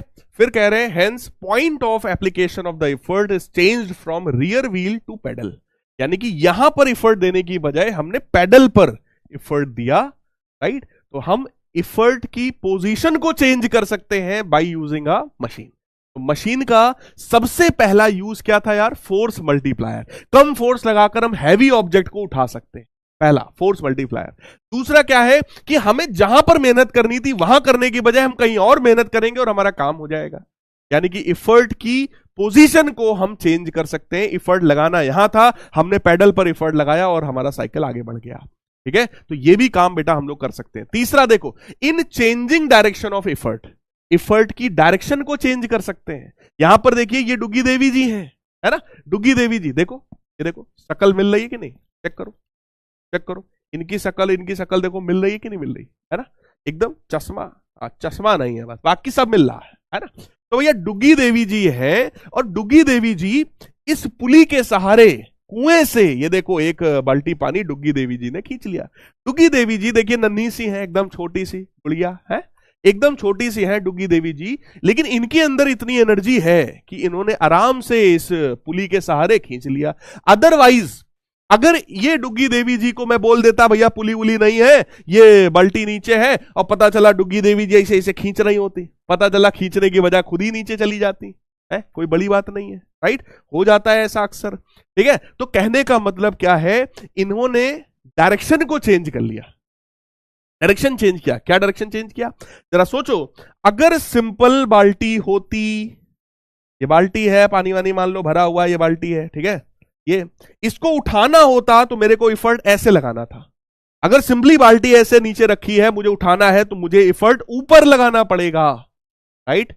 ऐसे ऐसे खींचना पड़ेगा, ठीक है? लेकिन अब ये देखो, ये इफर्ट किधर लगा रही है, नीचे की तरफ खींचने में। तो हमें इसको उठाने के लिए इफर्ट ऊपर लगाना था, बट पुल्ली की वजह से, क्योंकि रस्सी यहां से घूम के आई है, तो अब ये रस्सी को नीचे खींच रही है, रस्सी को नीचे खींच रही है। और जब ये रस्सी को नीचे की तरफ खींच रही है, तो इनका अपना जो वेट है, वो वेट भी इनकी मदद कर रहा है, क्योंकि वेट भी नीचे की तरफ है इनका, और ये रस्सी को खींच भी नीचे की ही तरफ रही है। इस कंडीशन में इनका अपना वेट नीचे की तरफ काम करता और ये बाल्टी को ऊपर की तरफ खींच रही होती, तो इनका वेट उस वाले इफर्ट के अगेंस्ट काम कर रहा होता। चेक करो, अगर पुली ना होता, ये सिंपली बाल्टी को ऐसे ही खींच रही होती रस्सी के सहारे, इनका जो वेट है वो इफर्ट के अगेंस्ट काम कर रहा होता, तो इनको ज्यादा मेहनत करनी पड़ती, ज्यादा इफर्ट मारना पड़ता। लेकिन मेरे प्यारे बच्चों, यहां पर जरा चेक कर लो, इनका जो वेट है वो नीचे की तरफ है और ये खींच भी नीचे ही रही है, यानी कि जो इफर्ट इन्होंने मारा वो इफर्ट भी नीचे की ही तरफ मार रहे हैं। इफर्ट भी नीचे की तरफ, वेट भी नीचे की तरफ, तो यहां पर इनका जो वेट है वो इफर्ट का सपोर्ट कर रहा है। ये खींचना इनके लिए आसान हो गया, लेकिन इस तरीके से खींचना इनके लिए कठिन हो गया। क्या ये बात समझ में आई है? सेम क्वेश्चन आईआईटी जेईई के एग्जाम में एक बार पूछा गया था। आईआईटी जेईई के एग्जाम में पूछा गया था। एक बुक आती है एचसी वर्मा सर की बुक, जो कि आईआईटी जेईई एस्पिरेंट्स, सारे बच्चे जो आईआईटी और नीट की तैयारी करते हैं वो एचसी वर्मा सर की बुक लगाते ही लगाते हैं। उस बुक में एक क्वेश्चन है सेम कंसेप्ट पर बेस्ड। वहां पर यही क्वेश्चन है कि एक बार हम ऐसे ऐसे खींच रहे हैं और एक बार हम ऐसे ऐसे पुली से खींच रहे हैं, दोनों में क्या डिफरेंस है, उसका कंसेप्ट वगैरह क्या है। सेम क्वेश्चन है, क्या ये क्लियर है? बोलो, क्या ये क्लियर है? अरे यार, ये मिसप्रिंट है यार, इफेक्ट नहीं है भैया, इफर्ट है। टाइपिंग एरर, मिसप्रिंट हो जाता है? हाँ, मिसप्रिंट है। सर्किट जी कह रहे हैं सर खान बाबा तो आल्टो पलट देते हैं। अरे आल्टो तो तुम भी पलट दोगे यार, है? आल्टो कोई गाड़ी है? बताओ, आल्टो तो तुम भी पलट दोगे, तुम्हारा जब मन होगा डुग्गी देवी पलट देंगी आल्टो, इसमें कौन सी बड़ी बात है?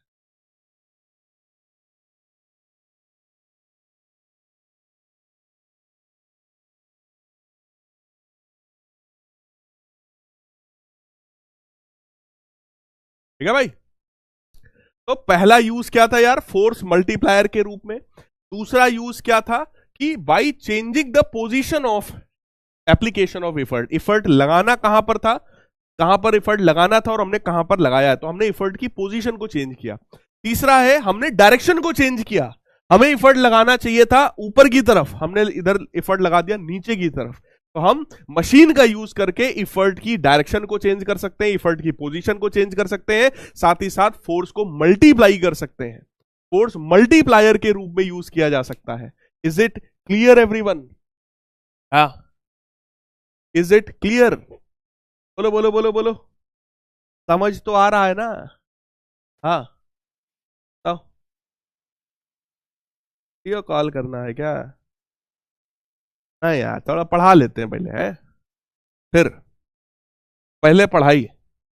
चौथा जो यूज है, for obtaining gain in speed. Chat बंद कर रहा हूं, चौथा यूज बड़ा इंपॉर्टेंट है। For obtaining gain in speed, यानी कि greater movement of load by smaller movement of effort. थोड़ा सा इफर्ट हम लगाएं, इफर्ट वाला मूवमेंट कम हो और लोड का मूवमेंट ज्यादा हो जाए, तो उसको हम लोग क्या बोलते हैं? वेलोसिटी मल्टीप्लायर, है ना, स्पीड मल्टीप्लायर। स्पीड का बढ़ जाना, जैसे कैंची में होता है। कैंची में जो लोड तुम लगा रहे, देखो यहां पर अगर आप देखो तो आप सिर्फ कैंची को क्या करते हो, ये कैंची है ना, इसको मैं इधर से हैंडल करता हूं, इसको थोड़ा सा ही मूव कराया जाता है। थोड़ा सा मूव करने पे ये ज्यादा मूव करता है, ये ज्यादा मूव करता है, ये जो मूवमेंट है वो ज्यादा है, जबकि ये वाला जो मूवमेंट है वो कम है ना। कैंची देखो मैं मंगवा रहा हूं, अभी रुको, अभी रुको, सब मैं काट पीट के बराबर करता हूं, रुको जरा। हाँ, अभी मंगाता हूं। इधर से थोड़ा सा मूवमेंट कराओगे, लेकिन ये वाला मूवमेंट ज्यादा होगा, तो कपड़ा जो है खटाखट कटता जाएगा, है ना। तो एग्जाम्पल्स में सबसे पहला देखो क्या है, व्हेन अ पेयर, कहां हो बेटा, चलो ऐसा करो,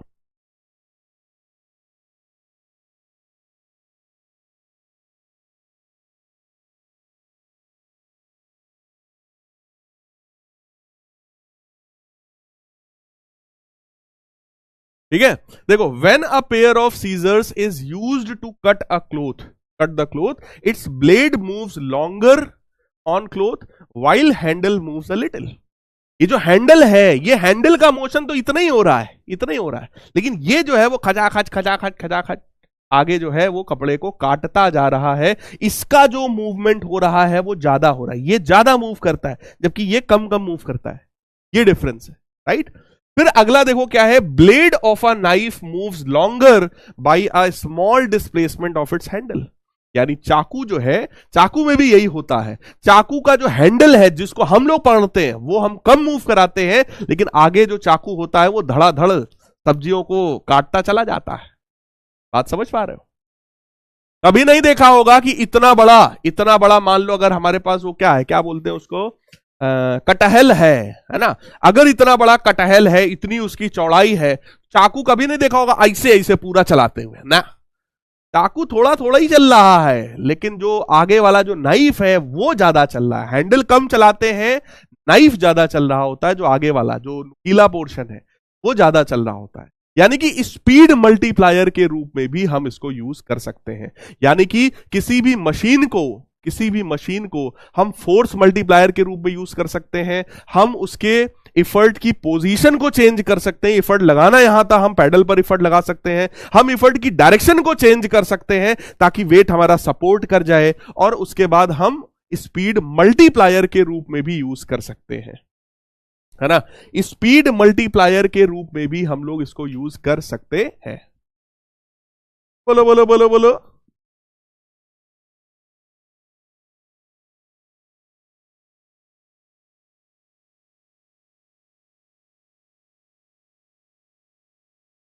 फटाफट बता दो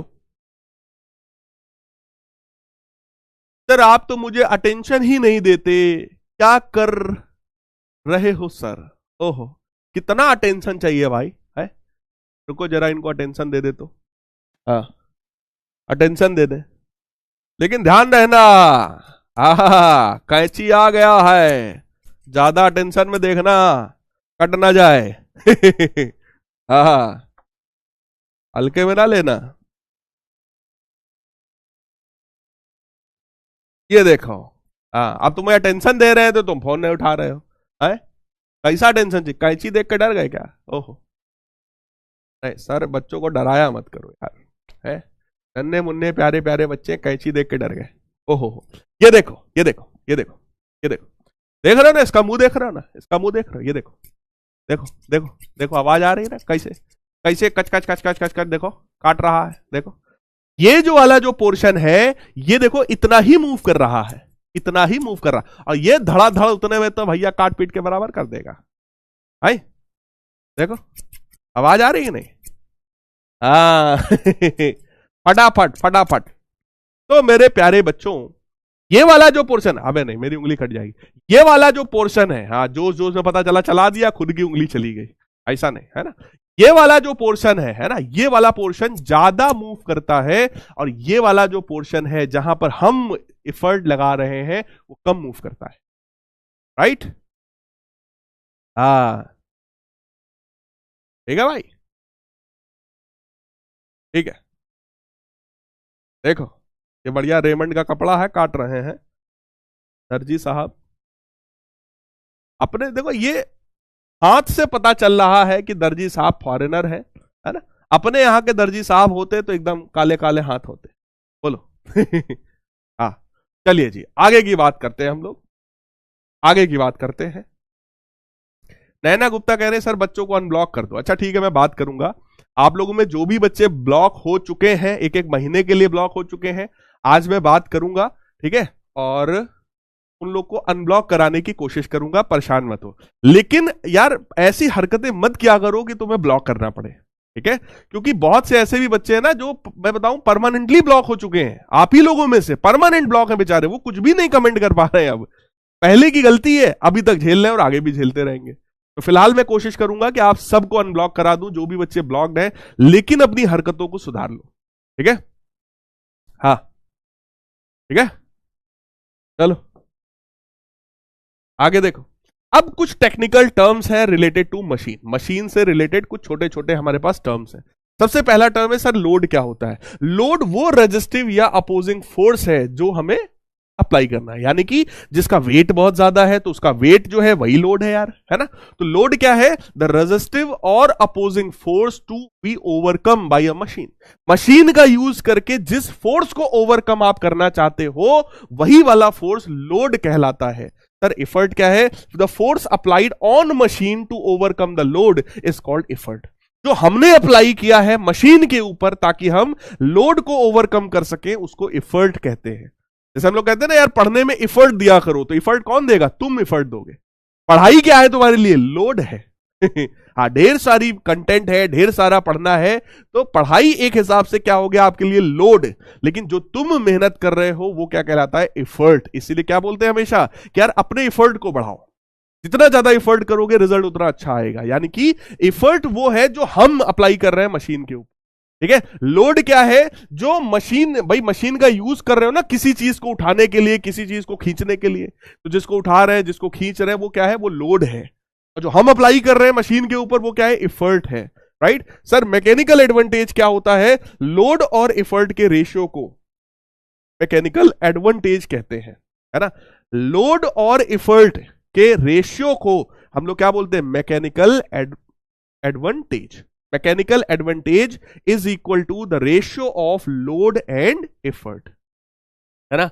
लोड और एफर्ट के रेशियो को ही मेरे प्यारे बच्चों हम लोग क्या बोलते हैं, मैकेनिकल एडवांटेज। अब बात आई सर एक ट्रिपल एस बता दीजिए यहीं पर। हाँ सर ये फॉर्मूला कैसे याद होगा, तो भैया ये फॉर्मूला तुम्हें याद होगा मेल से।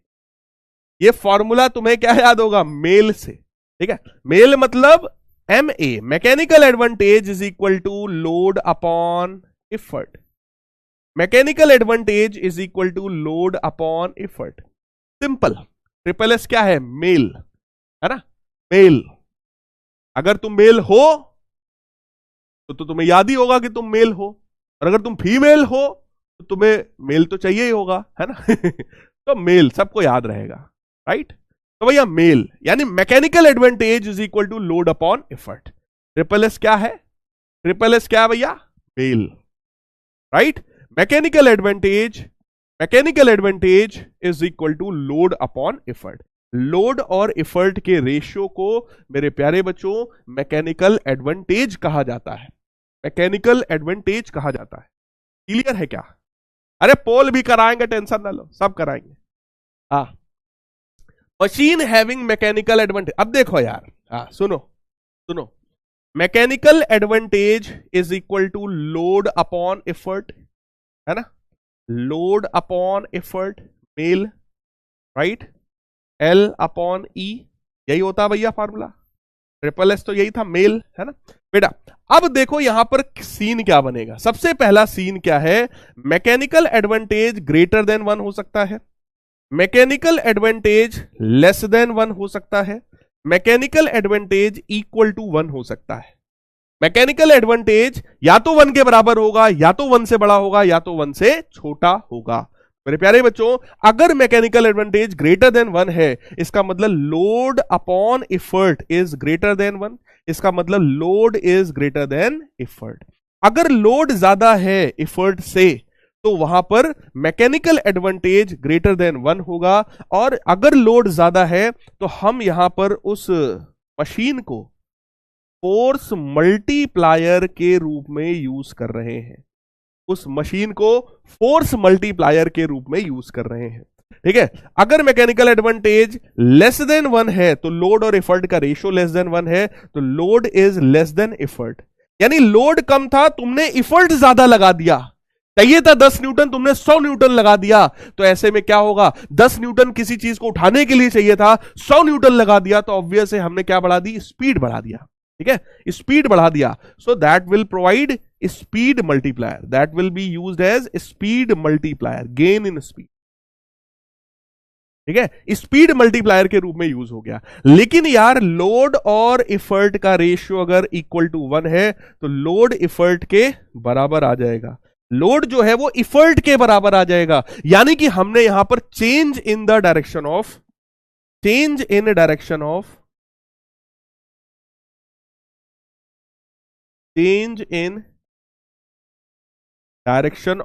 एफर्ट किया है, change in direction of effort किया है, राइट। इस कंडीशन में सोचो, जितना एफर्ट हमने यहां लगाया उतना ही एफर्ट हमने यहां लगाया, हमने सिर्फ एफर्ट की डायरेक्शन को चेंज कर दिया है। इस सिचुएशन में बेटा मैकेनिकल एडवांटेज कितना होगा, 1 के बराबर। मैकेनिकल एडवांटेज क्या होगा, 1 के बराबर। भैया सिर्फ इतना ही तो हुआ है ना पुली का यूज करने से, जो हमें नीचे से खींचना पड़ रहा था अब हम ऊपर से खींचेंगे, यही तो होगा यार, हमारी एफर्ट थोड़ी ना बढ़ जाएगा। ऐसा तो नहीं पुली लग गई हमारी एनर्जी बढ़ गई, हाँ सर पहले हम 10 न्यूटन से खींच पा रहे थे अब हम 1000 न्यूटन से खींचेंगे, ऐसा थोड़ी ना होता है। पुली को देखकर हमारी एनर्जी थोड़ी ना बढ़ जाएगी, हमारी एनर्जी जो है सो है वही रहेगी, राइट। तो मैकेनिकल एडवांटेज मेरे प्यारे बच्चों यहां पर क्या होगा, 1 के बराबर होगा in this situation. I hope आपको ये तीनों सिचुएशन समझ में आई होंगी। अगर लोड ज्यादा है एफर्ट से तो फोर्स मल्टीप्लायर के रूप में यूज हो रहा है, मैकेनिकल एडवांटेज ग्रेटर देन 1 हो जाएगा।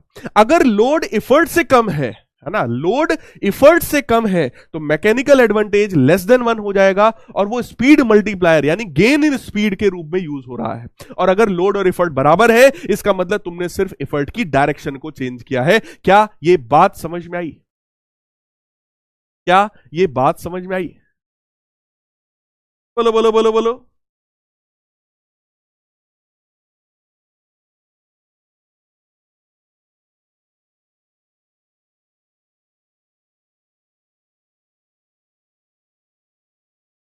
ठीक है, तो ये आई होप तुम्हें फॉर्मूला याद हो गया होगा। ट्रिपल एस मैंने आपको दे दिया है मैकेनिकल एडवांटेज के लिए, और वो ट्रिपल एस क्या है, मेल, है ना। मेल मतलब mechanical advantage is equal to load upon effort, simple. अगर मैकेनिकल एडवांटेज ग्रेटर देन 1 है तो फोर्स मल्टीप्लायर, लेस देन 1 है तो स्पीड मल्टीप्लायर, इक्वल टू 1 है तो change in the direction of effort. ठीक है भाई, है ना।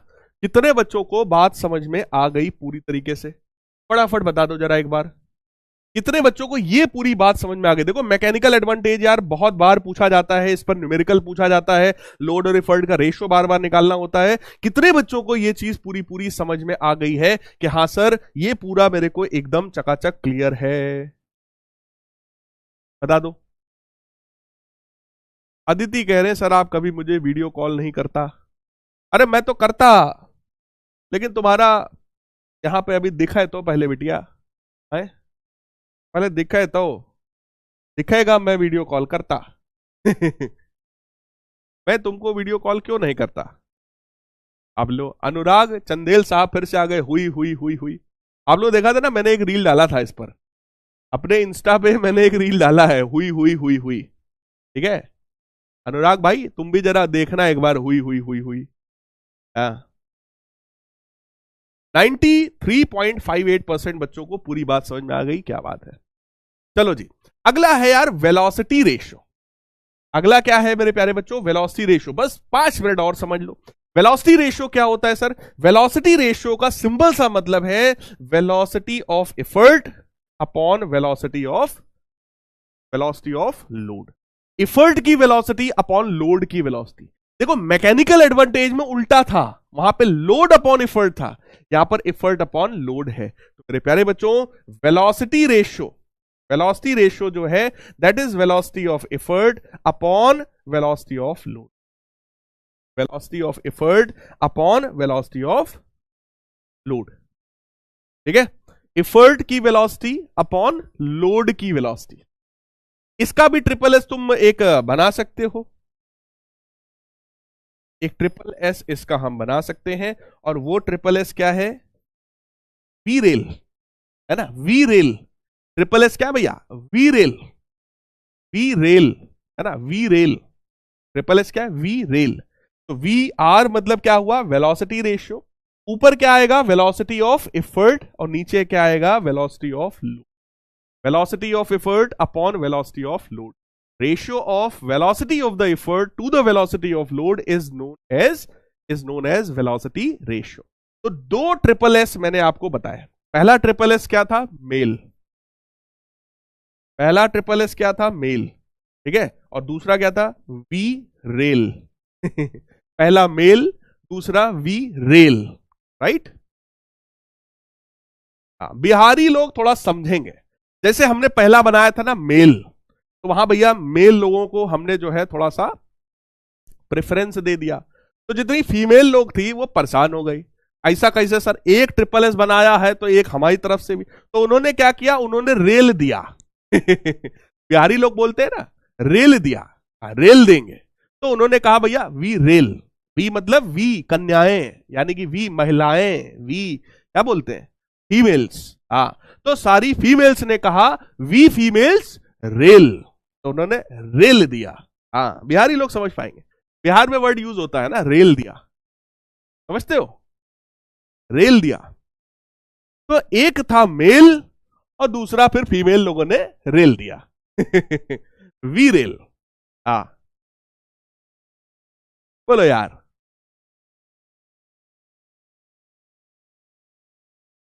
हाँ, ऐसा कैसे? हाँ, खाली मेल की बात होगी तो फीमेल तो रेल ही देगी, है ना। हाँ, कन्याएं हमारी हमारी छोरियां छोरों से कम है के? तो सुना ही होगा, है ना। कूट दिया, यस यस यस। रेल देने का मतलब कूट दिया। हाँ, कूट दिया, है ना। हमारी छोरियां छोरों से कम है के?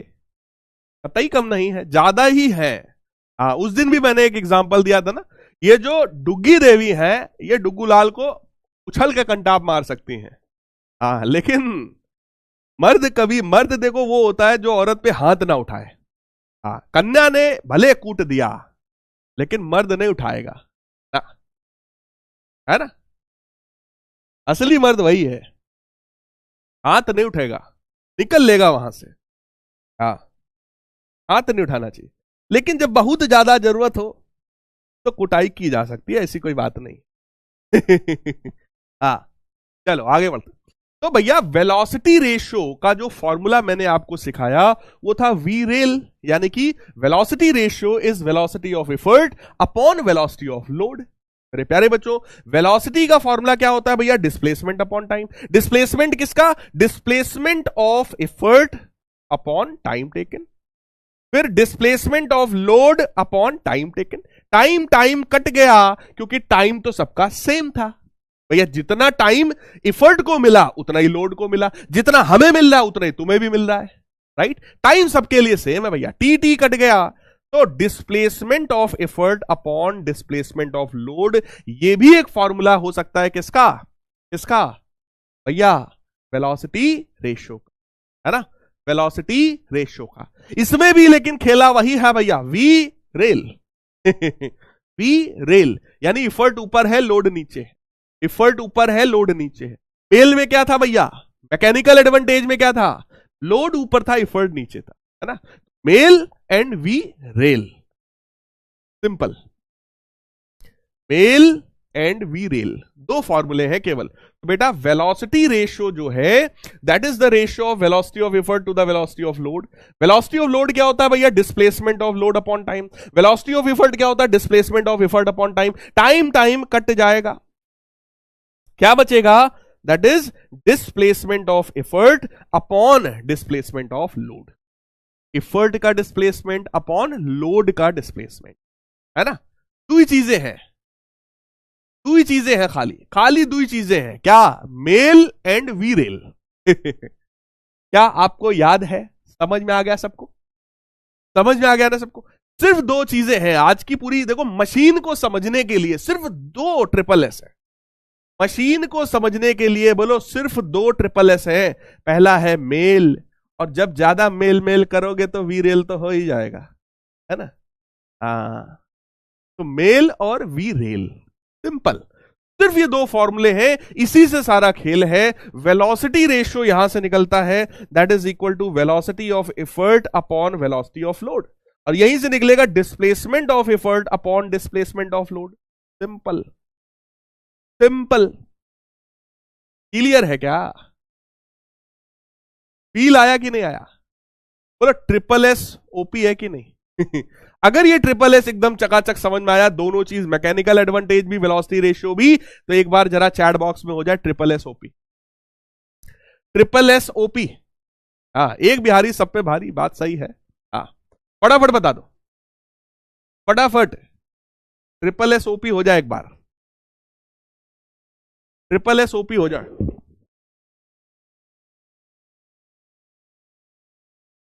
है ना, क्या बात।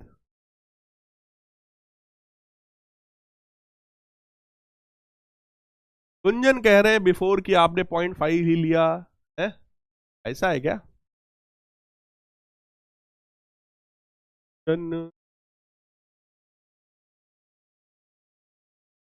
बेटा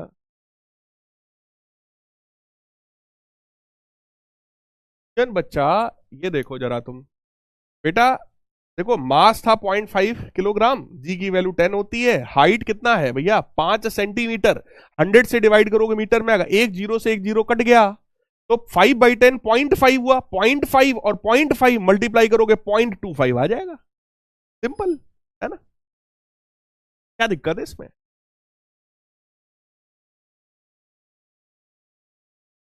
सर वीडियो कॉल करो आयुष भैया, चलो अच्छा मैं कर रहा हूं। हाँ sir, any time ready for कुटाई है, होगी कुटाई, टेंशन न लो। हाँ, मिलोगे तो मारपीट होगी। सुहाना ने कहा sir can machines be used as a force multiplier as well as speed multiplier simultaneously? नहीं बेटा, देखो सुहाना आप भले हो है, लेकिन ऐसा आना नहीं है। ऐसा नहीं होगा बेटा, साइमल्टेनियसली नहीं हो पाएगा बच्चा, है ना। आयुष कृष्णा जी आ गए हैं। ओहो, ऐसा देखना पड़ेगा क्या? ओहो, तो भैया आयुष कृष्णा जी, गुड इवनिंग भाई। आपका बताओ नाम आयुष है कि कृष्णा है, या दोनों है? सर दोनों है। दोनों है, क्या बात है, क्या बात है। तो आयुष यार ये बताओ कहाँ के रहने वाले हो? सर उड़ीसा। उड़ीसा के रहने वाले हो। बताइए क्या कहना चाहते थे आप? कह रहे थे सर वीडियो कॉल करो। सर ऐसे ही सर, पहली बार एक बार ऐसे ही चांस लग गया तो हाँ, आपसे बात हो जाएगा। क्या बात है, समझ में आ रहा है? हाँ सर, आपका समझाना ना समझे ये कैसे हो सकता है। अरे वाह, तो आज के दोनों ट्रिपल एस ओपी लगे नहीं लगे? हाँ सर। अनंत पूछ रहा है, कह रहा दोनों है ही सर, जेंडर से बोलेंगे तो।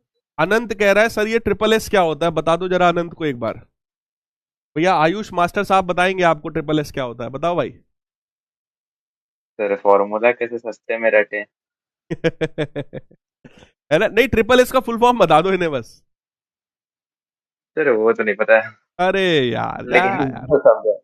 ओहो, ट्रिपल एस मतलब शैलेंद्र सर स्पेशल पॉइंट्स। तो एक स्पेशल पॉइंट मैं कुछ बताता हूं, कोई ट्रिक बताता हूं किसी चीज को याद करने का, जो थोड़ा इजीली फनी वे में तुम्हारे दिमाग में रह जाए, है ना, वो है ट्रिपल एस, राइट। चलो खैर, आयुष कृष्णा जी हो गया। What is triple S? Triple S बता तो दिया भैया, चाहत भी कह रहे हैं तो ट्रिपल एस बता दो। ट्रिपल एस मतलब शैलेंद्र सर स्पेशल्स, है ना। चलो जी आगे बढ़ते हैं, फिर से आगे बढ़ते हैं। Velocity ratio displacement of effort upon displacement of load होता है। तो बेटा यहां पर भी तीन केसेस हो गए, तीन केसेस हो गए क्या? अगर वेलोसिटी रेशियो ग्रेटर देन 1 होगा बेटा, इसका मतलब क्या हुआ? Displacement of effort is greater than displacement of load. Effort का डिस्प्लेसमेंट ज्यादा है लोड के कंपैरिजन में, है ना। तो ऐसे में देखो, machine in which displacement of the load is more than displacement of the effort, यानी कि नेक्स्ट केस की बात हो रही है। वेलोसिटी रेशियो अगर लेस देन 1 है तो इसका मतलब displacement of effort less than displacement of load है ना। यानी कि हम लोग क्या लिखेंगे कि भैया लोड का डिस्प्लेसमेंट अलग है। अगर लोड ज्यादा मूव कर रहा है, लोड का डिस्प्लेसमेंट अगर ज्यादा है, तो बेटा क्या ये स्पीड मल्टीप्लायर हो गया? स्पीड मल्टीप्लायर हो गया, है ना। स्पीड मल्टीप्लायर के रूप में यूज हो गया, चेक कर लो, है ना भैया। अगर लोड ज्यादा मूव कर रहा है तो ये क्या हो गया? It is speed multiplier, gain in speed हो गया। यहां पर क्या है? इफर्ट का डिस्प्लेसमेंट ज्यादा है, लोड का डिस्प्लेसमेंट कम है, ठीक है। तो ऐसे में क्या होगा? Force multiplier. This is behaving as a force multiplier. जब आप किसी कार को उठाने की कोशिश करते हो भैया, जो हमने इफर्ट दिए होंगे, है ना, इफर्ट आप ज्यादा दोगे लेकिन कार जो उठेगी वो कंपैरेटिवली कम उठेगी। आप ज्यादा ऐसे ऐसे कर रहे होगे, है ना, लेकिन जो कार उठेगी वो कम उठेगी। तो डिस्प्लेसमेंट ऑफ एफर्ट अगर ज्यादा है डिस्प्लेसमेंट ऑफ लोड से, तो वहां पर फोर्स मल्टीप्लायर हो रहा है, जो कि कार उठाने का केस है, ठीक है। स्पीड मल्टीप्लायर मैं आपको बता चुका हूं। थर्ड केस क्या हो सकता है कि अगर वेलोसिटी रेशियो इक्वल टू 1 है तो डिस्प्लेसमेंट ऑफ एफर्ट जो है वो डिस्प्लेसमेंट ऑफ लोड के बराबर हो जाएगा। और ऐसे में हमने क्या कर रखा है? ऐसे में हमने change in direction of effort किया, change in direction of effort किया। तो 3 केसेस मैंने तुमको मैकेनिकल एडवांटेज में सिखाया था, 3 ही केस मैंने तुमको वेलोसिटी रेशियो में भी सिखाया है। एक चीज मेरे को बताओ, एक चीज मेरे को बताओ, जब वेलोसिटी रेशियो ग्रेटर देन 1 होता है तो बेटा उस कंडीशन में, वेलोसिटी रेशियो ग्रेटर देन 1 है तो मैकेनिकल एडवांटेज के बारे में क्या ख्याल है? मैकेनिकल एडवांटेज कैसा होगा? फटाफट बता दो। फोर्स मल्टीप्लायर के केस में मैकेनिकल एडवांटेज कैसा होता है? फटाफट बता दो। फोर्स मल्टीप्लायर के केस में मैकेनिकल एडवांटेज कैसा होता है? फटाफट बता दो, सब लोग बताओ।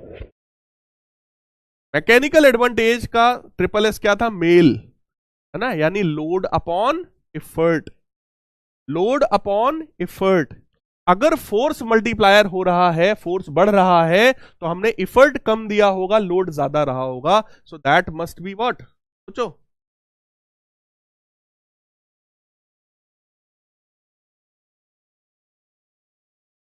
तो मैकेनिकल एडवांटेज का क्या होगा फोर्स मल्टीप्लायर के केस में? फोर्स मल्टीप्लायर के केस में mechanical advantage is greater than 1, ठीक है। वेलोसिटी रेशियो ग्रेटर देन 1 है तो मैकेनिकल एडवांटेज भी ग्रेटर देन 1 है, ठीक है। वेलोसिटी रेशियो लेस देन 1 है तो मैकेनिकल एडवांटेज भी लेस देन 1 है। वेलोसिटी रेशियो इक्वल टू 1 है तो मैकेनिकल एडवांटेज भी इक्वल टू 1 है, ठीक है ना। सेम टाइप का दिखाई पड़ रहा है। देखो फोर्स मल्टीप्लायर के केस में लोड ज्यादा था, एफर्ट कम है, कम एफर्ट में ज्यादा लोड हमने उठा लिया, ठीक है। तो मैकेनिकल एडवांटेज ग्रेटर देन 1 हो गया, ठीक है। फोर्स मल्टीप्लायर में मैकेनिकल एडवांटेज ग्रेटर देन 1 है। यहां पर देखो फोर्स मल्टीप्लायर के केस में, है ना, फोर्स मल्टीप्लायर के केस में वेलोसिटी रेशियो इज देन 1, ठीक है। तो वेलोसिटी रेशियो ग्रेटर देन 1 है, मैकेनिकल एडवांटेज भी ग्रेटर देन 1 है फोर्स मल्टीप्लायर में। स्पीड मल्टीप्लायर में दोनों लेस देन 1 है, और जब डायरेक्शन को चेंज करोगे तो दोनों की वैल्यू 1 के बराबर हो जाएगी, दोनों की वैल्यू 1 के बराबर हो जाएगी। क्लियर है? क्लियर है मेरे प्यारे बच्चों? चलो नेक्स्ट, कुछ छोटी छोटी चीजें और रह गई हैं, है ना।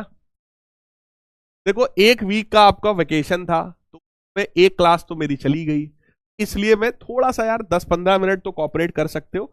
7:15 बजे तक ही मैं पढ़ाऊंगा आपको, ठीक है। 8:15 तक पढ़ाऊंगा, उसके बाद क्लास एंड कर दूंगा, ठीक है। 7:15 बजे तक पढ़ाऊंगा। छोटी छोटी कुछ 1-2 चीजें और है, जैसे वर्क इनपुट क्या होता है? वर्क इनपुट का सिंपल सा मतलब है work done by the effort. भाई इनपुट किसने किया? हमने किया ना काम करने में, ठीक है। एफर्ट, जो हमने एफर्ट लगाए हैं वही तो इनपुट हुआ।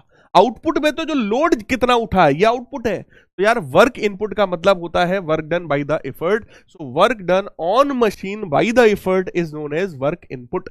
वर्क इनपुट का मतलब work done by the effort, right. और वर्क आउटपुट क्या है? That is work done on the load. भाई हमने मेहनत किया लोड को उठाने में, तो इफर्ट हमने दिया और लोड उठ गया, ठीक है। तो लोड पर वर्क हुआ है और इफर्ट हमने किया है, ये दोनों में डिफरेंस, राइट। तो work done by the effort और work done on the load, ये हो गया वर्क आउटपुट, ये हो गया वर्क इनपुट। आई थिंक ये बात समझ में आया होगा। फिर एक अगला टर्म आता है बेटा इफिशियंसी। सर इफिशियंसी क्या है? इफिशियंसी का सिंपल सा मतलब है output work upon input work, simple. That is the ratio of work output upon work input, work output upon work input, efficiency work output upon work input, right. Efficiency को इस तरीके के symbol से denote करते हैं, ये symbol है, ये इस तरीके का सिंबल होता है इफिशियंसी का, जिसका सिंपल सा फॉर्मूला है work output, work output upon work input, है ना। Efficiency work output upon work input. तो efficiency is simply defined as the ratio of work output to the work input, simple. इन्हीं दोनों के रेशियो को efficiency कहा जाता है, ठीक है। इफिशियंसी परसेंटेज में निकालना है तो बेटा आप उसमें 100 का मल्टीप्लाई कर दोगे तो परसेंटेज में आएगा। यहां पर ये जो इफिशियंसी है वो लेस देन 1 आएगी, यानी कि ये इफिशियंसी जो है वो 1 से छोटी ही होगी। मैं लिख रहा हूं efficiency is always less than और इक्वल टू 1, ठीक है। इफिशियंसी या तो 1 से कम होगा, ठीक है। अगर इफिशियंसी लेस देन 1 है तो वो रियल सिस्टम है, रियल मशीन है। किसी भी रियल मशीन के लिए इफिशियंसी लेस देन 1 होती है। इफिशियंसी इक्वल टू 1 होने का मतलब हो गया आइडियल मशीन। आइडियल मशीन वो होती है जिसमें बेटा कहीं कोई एनर्जी का लॉस ना हो रहा हो, ठीक है। इफिशियंसी 1 हो जाना मतलब जितना हमने इनपुट वर्क किया है उतना ही आउटपुट में भी हो गया, ठीक है। जनरली ऐसा नहीं हो पाता, किसी भी रियल मशीन में इफिशियंसी 1 के बराबर नहीं आ पाती। और परसेंटेज में निकाल रहे हो तो इफिशियंसी 100%, यानी कि इफिशियंसी ऑफ आइडियल मशीन, अगर मैं पूछूं आइडियल मशीन की इफिशियंसी तो वो कितनी होगी? 100%, ठीक है। लेकिन इफिशियंसी ऑफ रियल मशीन में पूछूंगा तो that must be less than 100%। Clear है बेटा? अब देखो वर्क आउटपुट का मतलब क्या हुआ? वर्क आउटपुट का मतलब है work done on the load. Output कहां मिल रहा है? लोड के ऊपर। Work on load upon work done by the effort. Effort से क्या वर्क हुआ है वो नीचे होगा, दैट इज इनपुट, और लोड पर क्या वर्क हुआ है दैट इज आउटपुट। बेटा work done on load upon work done by the effort, work का फॉर्मूला क्या होता है? फोर्स इंटू डिस्प्लेसमेंट, ठीक है। तो load into displacement of load, मैं इसको ऐसा लिख दूं, load into displacement of load upon load into sorry effort into displacement of effort, क्योंकि वर्क का फॉर्मूला तो यही होता है ना, फोर्स इंटू डिस्प्लेसमेंट। तो यहां पे आप ऐसा लिख सकते हो force of load displacement of load, force of effort displacement of effort. But force of load यानी लोड के फोर्स को हम एल से ही डिनोट कर रहे हैं, तो सिंपल एल अपॉन ई लिखा जा सकता है। तो एल अपॉन ई और distance of load upon distance of effort हो जाएगा। तो देखो दोनों को अलग अलग कर दिया गया, ये displacement of load upon displacement of effort. देखो लोड अपॉन इफर्ट क्या होता है? मैकेनिकल एडवांटेज, है ना। और पी रेल यानी कि इफर्ट अपॉन लोड, ये हो गया हमारा वेलोसिटी रेशियो। तो हमारा फॉर्मूला क्या बन गया? इफिशियंसी। इफिशियंसी का फॉर्मूला क्या बन गया? Mechanical advantage upon velocity ratio. Mechanical advantage और वेलोसिटी रेशियो का जो फॉर्मूला है वो इफिशियंसी कहलाता है। तो आज की क्लास में तुमको दो मेन चीजें पढ़ाई हैं, मैकेनिकल एडवांटेज, वेलोसिटी रेशियो और उन दोनों का रेशियो, है ना। मैकेनिकल एडवांटेज और वेलोसिटी रेशियो के रेशियो को ही इफिशियंसी कहा जाता है, ठीक है। कुछ बच्चे यहां पे कंफ्यूज हुए होंगे, मैकेनिकल एडवांटेज तो समझ में आ रहा होगा, लोड अपॉन इफर्ट होता है। सर ये नीचे क्यों आ गया? बेटा वेलोसिटी रेशियो का फॉर्मूला सोचो क्या होता है? वेलोसिटी रेशियो वी रेल का फॉर्मूला सोचो क्या है? वी रेल क्या था? वेलोसिटी रेशियो क्या होता है? Velocity of effort upon velocity of load. जबकि यहां क्या लिखा है? यहां पे क्या लिखा हुआ है भैया? डिस्प्लेसमेंट के टर्म्स में गिवन है हमें, है ना। तो डिस्प्लेसमेंट के टर्म्स में जब आप निकालोगे तो यही चीज जस्ट उल्टा हो जाएगा। देखो लिखा है force of load upon force of effort, इसको मैकेनिकल एडवांटेज बोला, ठीक है। डिस्प्लेसमेंट के टर्म्स में जब हमने निकाला तो वो वेलोसिटी रेशियो आ गया, displacement of effort upon displacement of load, like this. ये मैं आपको अच्छे से पढ़ा चुका हूं, समझा चुका हूं, कई बार बता चुका हूं। ठीक है, अगर आप इसका उल्टा करोगे, जैसे यहां पे dl अपॉन डी है, उल्टा करोगे कि 1 अपॉन वी आर हो जाएगा ना। 1 अपॉन वी आर कितना होगा, dl अपॉन डी के बराबर। बेटा dl अपॉन डी है, इसलिए 1 अपॉन वी आर आ गया, यानी कि वी आर नीचे चला गया। तो मैकेनिकल एडवांटेज और वेलोसिटी रेशियो के रेशियो को ही इफिशियंसी कहा जाता है। क्या ये क्लियर है आप सभी को? क्या ये क्लियर है आप सभी को? बोलो, क्लियर है आप सभी को? तो यहां पर देखो कुछ नोट वाले पॉइंट्स हैं, इनको पढ़िएगा। सिंपल बात है, ये मैं आपको समझा भी चुका हूं कि भाई कोई भी मशीन आइडियल नहीं होती है। क्यों नहीं होती है? Moving part in it are not perfect smooth. कोई भी मशीन में स्मूथ पार्ट नहीं होते हैं। जो भी रस्सी लगी होती है वो परफेक्टली इलास्टिक नहीं होती है। Different parts are not perfectly rigid. Machine का हर एक पार्ट रिजिड भी नहीं होता है। ठीक है, it's moving parts are not weightless.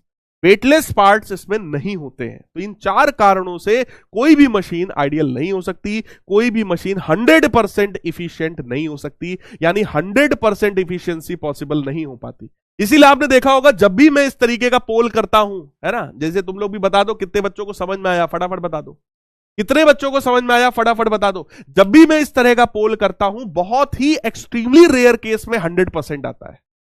100% extremely rare case में आता है, नहीं आ पाता 100%। क्यों? क्योंकि इफिशियंसी, किसी भी चीज की इफिशियंसी 100% होना बहुत ही आइडियल केस होता है, बहुत ही रेयर केस में 100% होता है ना। इफिशियंसी 100% बेटा बहुत रेयर हो पाती है। वैसे कुछ बच्चे, जैसे अगर मैं कितना भी इफर्ट डाल दूं, कितने भी ट्रिपल एस सिखा दूं, कितना भी फनी वे में आपको चीजें पढ़ा दूं, बट कुछ बच्चे वो समझना ही नहीं चाहते। वो चैट में इधर उधर में लगे रहेंगे, वो फालतू की बकवास करते रहेंगे, वो सुनेंगे ही नहीं आपकी बात। और जब सुनेंगे नहीं तो ऑब्वियस है वो बाद में यही कहेंगे सर हमें समझ में नहीं आया। तो इसी वजह से, है ना, इफिशियंसी कभी भी 100% नहीं हो पाती, क्योंकि सारे बच्चे आइडियल बच्चे हो ही नहीं सकते। देखो 93% बच्चों को ऑलमोस्ट समझ में आया है, 7% बच्चों को अभी नहीं आया। कारण यही है, कारण यही है, हर बच्चा आइडियल नहीं हो सकता। हर बच्चा सारी बात सुने, समझे, समझने की कोशिश करे, ये नहीं हो सकता। ठीक है, चलो अब एक छोटा सा क्वेश्चन आपके सामने फटाफट कर देते हैं, फिर आप लोगों से क्वेश्चन करवाते हैं। Machine is driven by 100 kg mass that falls 8 metre in 4 second. ठीक है, 100 kg का एक मास है, वो मास 8 मीटर नीचे गिर जाता है 4 सेकेंड के अंदर में। It lifts a load of mass 500 kg vertically upward. तो बेटा लोड है ना, लोड जो है वो 500 kg का है। कह रहे force exerted by the falling mass. तो फॉलिंग मास है, जो नीचे गिरने वाला मास है, उसने कितना फोर्स लगाया है, तो बेटा वो फोर्स उसके वेट के बराबर हो जाएगा, है ना। 100 kg मास है, जी की वैल्यू 10 मान लो, तो बेटा फटाफट बता दो क्या ये फोर्स 1000 न्यूटन के बराबर हो गया? 1000 न्यूटन के बराबर हो गया। Force exerted by the falling mass, जो मास नीचे गिर रहा था, कौन सा मास नीचे गिर रहा था? 100 kg वाला। 100 kg वाला मास अगर नीचे गिर रहा है तो भैया उसका वेट कितना हो गया?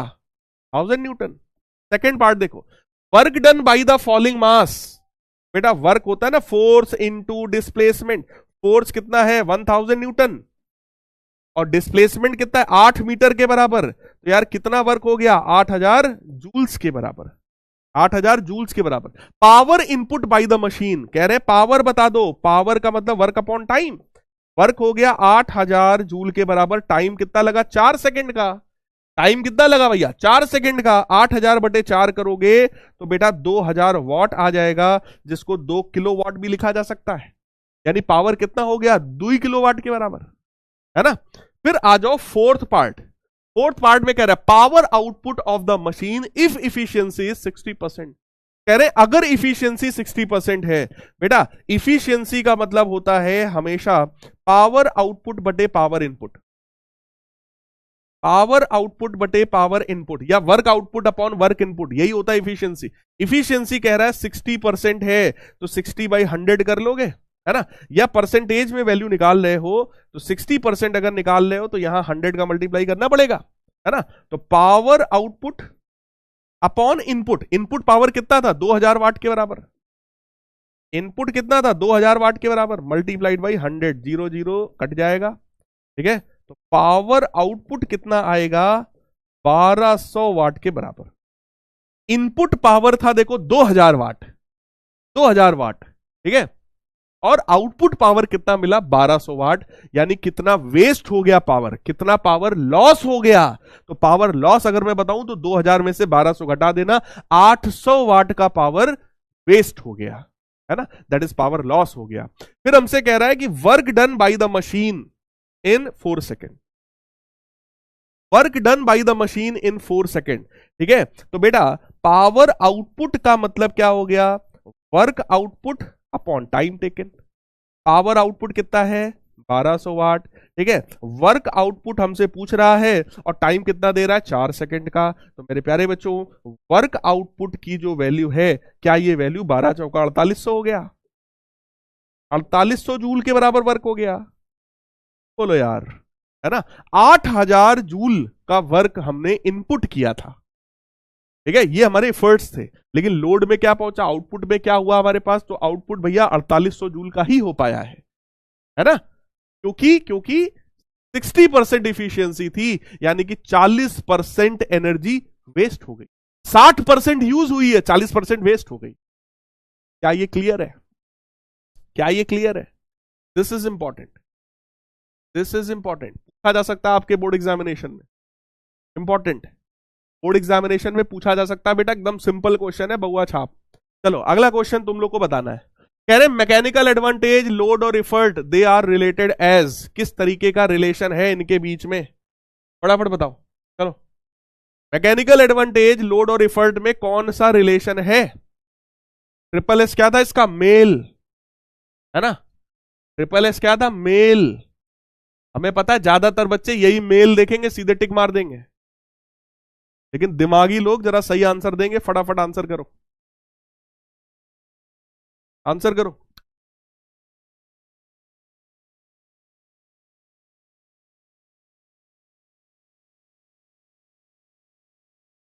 का मतलब क्या था मेल का मतलब?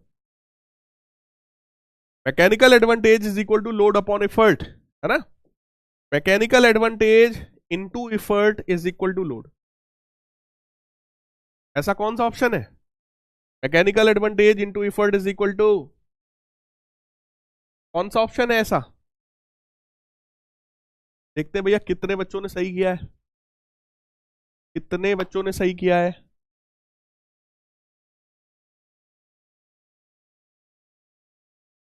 51%। ओहो हो, इतना अच्छा ट्रिपल एस सिखाया मैंने, मुझे पता था इतने। देखो 18% बच्चे तो ए वाले में आ गए। ओहो 20% गधे भी हैं हमारे पास, नन ऑफ दीज भी इनको दिख गया। अबे नन ऑफ दीज क्यों टिक कर दिया भाई तुमने? फरहान राज आगे हैं, मुंजिला, अर्श है, हमजा है, वेदांश, आनंद, श्याम, अर्नव, ब्रस, हसन साहब हैं, देव। बेटा mechanical advantage load upon effort होता है, क्रॉस मल्टीप्लाई करो ना, मैकेनिकल एडवांटेज इनटू इफर्ट बराबर लोड। चलो कोई बात नहीं, अगला क्वेश्चन। क्वेश्चन है women draws water from the well using fix pulley, fix pulley का यूज करके वो पानी खींच रही है। Mass of the bucket and water together is 10 kg, यानी बकेट और जो पानी है उसका टोटल मास 10 kg है। Force applied by the women is 200 Newton, women ने जो फोर्स लगाया वो 200 न्यूटन के बराबर है। कह रहे हैं मैकेनिकल एडवांटेज बता दो, what is mechanical advantage, mechanical advantage बता दो, व्हाट इज मैकेनिकल एडवांटेज, ये बता दीजिए।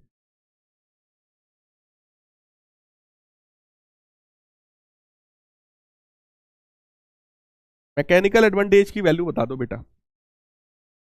मैकेनिकल एडवांटेज क्या होता है, लोड अपॉन एफर्ट। अगर 10 kg पानी उसको उठाना है, लोड कितना हुआ, 10 kg पानी का वेट, लोड कितना हुआ 10 kg पानी का वेट, है ना, 10 kg पानी का वेट कितना होगा 10 इंटू स्मॉल जी, स्मॉल जी को 10 मान लेते हैं, और एफर्ट कितना दिया उसने 200, जी की वैल्यू 10 मान लो तो 100/1/2 यानी कि 0.5। करेक्ट आंसर कौन सा हुआ?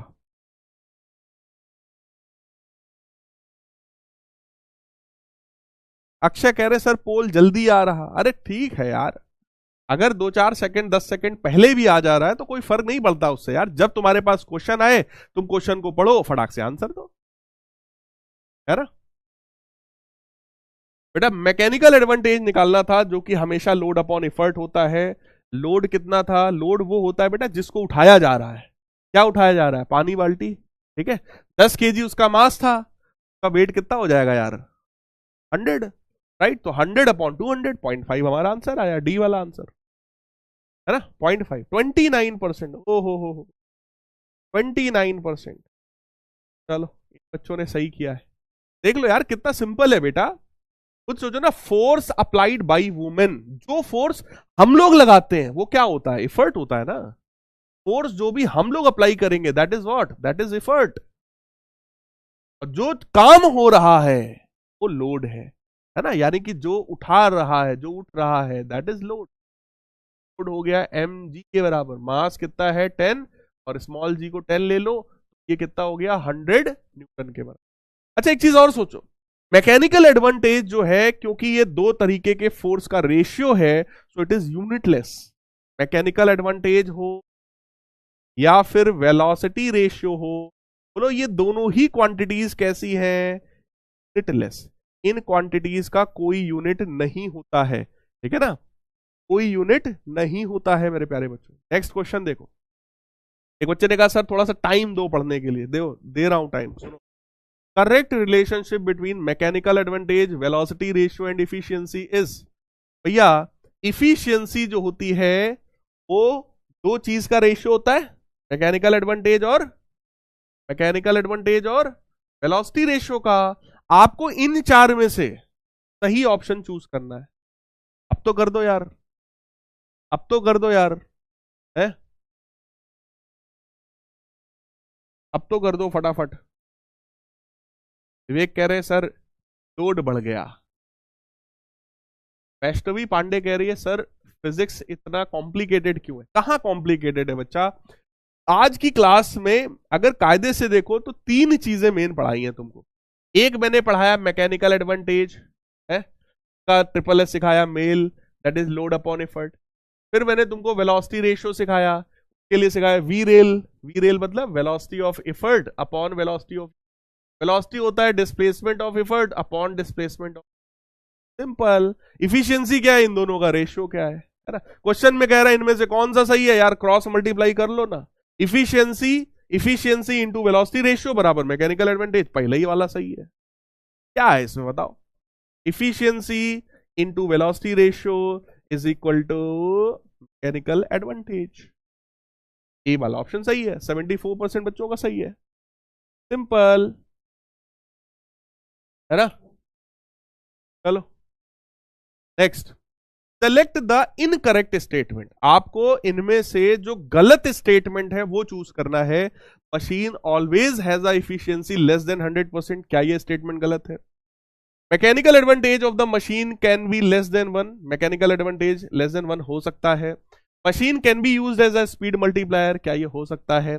Machine can have mechanical advantage greater than velocity ratio.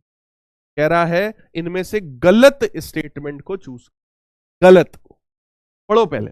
Machine always has a efficiency less than 100%, क्या मशीन की एफिशिएंसी 100% से कम होती है? क्या ये बात सही है? बिल्कुल सही है। मैंने ही आपसे कहा कि यार एफिशिएंसी हमेशा 100% से कम ही होती है, क्योंकि हमेशा रियल मशीन ही होती है भाई, है ना। आइडियल मशीन जैसी कोई चीज एग्जिस्ट नहीं करती। फिर कह रहे हैं mechanical advantage can be less than 1, सही है। लेस देन 1 भी हो सकता है, ग्रेटर देन 1 भी हो सकता है, इक्वल टू 1 भी हो सकता है, ठीक है। तो ये तो हो नहीं सकता, ये भी नहीं हो सकता। Machine can be used as a speed multiplier, कह रहा है मशीन को हम स्पीड मल्टीप्लायर के रूप में यूज कर सकते हैं, सही बात है यार। तुम फोर्स मल्टीप्लायर के रूप में भी यूज कर सकते हो, मशीन और स्पीड मल्टीप्लायर के रूप में भी यूज कर सकते हो, बस एक साथ यूज नहीं कर सकते। तो ये भी पॉइंट सही है ना। अगर सही है तो ये भी गलत है, क्योंकि हमको तो इनकरेक्ट चाहिए भैया। जब 3 में हम कंफर्म हैं, ये 3 तो सही है, तो हमारा आंसर कौन सा हुआ? आखिरी वाला, बात खत्म। आखिरी वाला, बात खत्म, है ना, खत्म। Machine can have mechanical advantage greater than velocity ratio, ये पॉइंट गलत है। है ना। एक मशीन का mechanical advantage greater than velocity ratio नहीं हो सकता। ठीक, डी वाला ऑप्शन जो हमारा है 81%। क्या बात है, very nice. Next, single fixed pulley is used because, एक सिंगल पुली को हम लोग क्यों यूज करते हैं? Because it changes the direction of the effort, it multiplies speed, it multiplies effort, its efficiency is 100%। Answer करो, कोई भी सिंगल फिक्स्ड पुली तुम क्यों यूज करते हो? क्या समझ में आया आज की क्लास में तुम्हें? सिंगल पुली क्या काम करता है बताओ?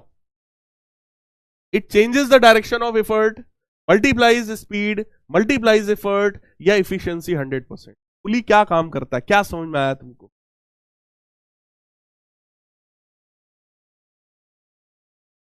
फटाफट फटाफट फटाफट।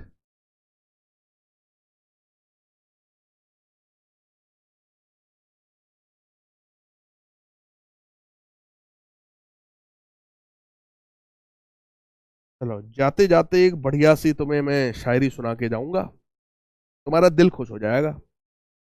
हाँ, दिल खुश हो जाएगा तुम्हारा, है ना। चलो, पहला ही वाला सही है यार, है ना। It changes the direction of effort, direction of effort, simple सी बात है। दो बाल्टी मेरे को ऐसे ऊपर खींचना था, उसको मैं नीचे खींच रहा हूं, यही तो काम है पुली का। उसने डायरेक्शन चेंज कर दिया यार, सीधी बात है, डायरेक्शन चेंज कर दिया। 85% बच्चों ने बिल्कुल सही बताया, है ना। नेक्स्ट, नेक्स्ट, चलो, ये मैं होमवर्क में दे रहा हूं, ट्राई करना, ठीक है। ये मैं तुम्हें होमवर्क में दे रहा हूं, ट्राई करना, नहीं आएगा बताऊंगा। और एक क्वेश्चन ये वाला होमवर्क में ऑलरेडी है, एनर्जी कंजर्वेशन ऑफ एनर्जी पर बेस्ड क्वेश्चन है बेटा, ठीक है, ट्राई करिएगा। And this was all today's class. ये थी हमारी आज की क्लास। आज की क्लास में टॉपर्स देखो कौन कौन है।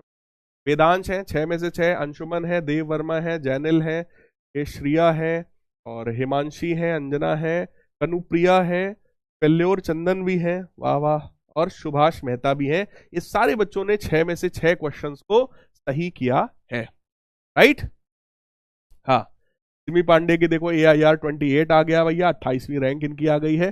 जाते जाते इसी बात पर पहले तो ये बता दो सब लोग, आज की क्लास समझ में आई कि नहीं आई? समझ में आया कि नहीं आया? जाते जाते एक शायरी सुनाते हैं, क्लास एंड करते हैं। मेरी अभी 8:30 बजे क्लास और है। हाँ, तुम सोचो, 8:30 बजे क्लास और है। चलो, अर्ज किया है, धोखा मिला जब प्यार में, धोखा मिला जब प्यार में, जिंदगी में उदासी छा गई। धोखा मिला जब प्यार में, जिंदगी में उदासी छा गई। सोचा था छोड़ दें इस राह को, लड़कों के लिए सोचा था छोड़ दें इस राह को। लड़के लोग भटकते रहते हैं ना, कई बार लड़के ऐसा सोचते हैं, है ना। लड़के सोचते हैं, सोचो लड़के क्या सोचते हैं, तो सुनो। धोखा मिला जब प्यार में, जिंदगी में उदासी छा गई। सोचा था छोड़ दे इस राह को, कमबख्त मोहल्ले में दूसरी आ गई।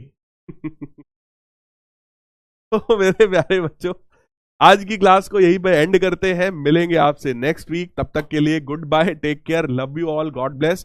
सभी लोग लेक्चर ओवर होने के बाद लेक्चर में कमेंट करके बताइएगा कि आप सभी को आज का लेक्चर कैसा लगा। दोनों SSS जो मैंने समझाए हैं, क्या ये फॉर्मूले एकदम बिंदास तरीके से आपको समझ में आए हैं? ठीक है, ओवरऑल लेक्चर का जो फीडबैक है यार, उसको आप लोग कमेंट सेक्शन में लिखा करो। लेक्चर ओवर होने के बाद आ जाता है ना कमेंट सेक्शन, उसमें आप सब लोग बताइएगा कि आपको कैसा लगा है। और मिलेंगे यार नेक्स्ट क्लास में, तब तक के लिए good bye, take care, love you all, God bless. खूब मेहनत करते रहो यार, मस्ती से पढ़ते रहो। थोड़ा सा टाइम आप लोग का ज्यादा ले लेता हूं, सिर्फ इसलिए कि यार सिलेबस को टाइमली कंप्लीट किया जा सके, क्योंकि मुझे अभी वीक में एक ही क्लास दिया गया है। मैं बार बार बोल रहा हूं मेरे को 2 क्लास दे दो, लेकिन नहीं एडजस्ट हो पा रहा है, अभी एक ही दिया गया है, इसलिए यार थोड़ा सा टाइम ज्यादा ले लेता हूं। फिजिक्स की क्लास में थोड़ा सा यार ऑपरेशन तो बनता है ना। लव यू बेटा।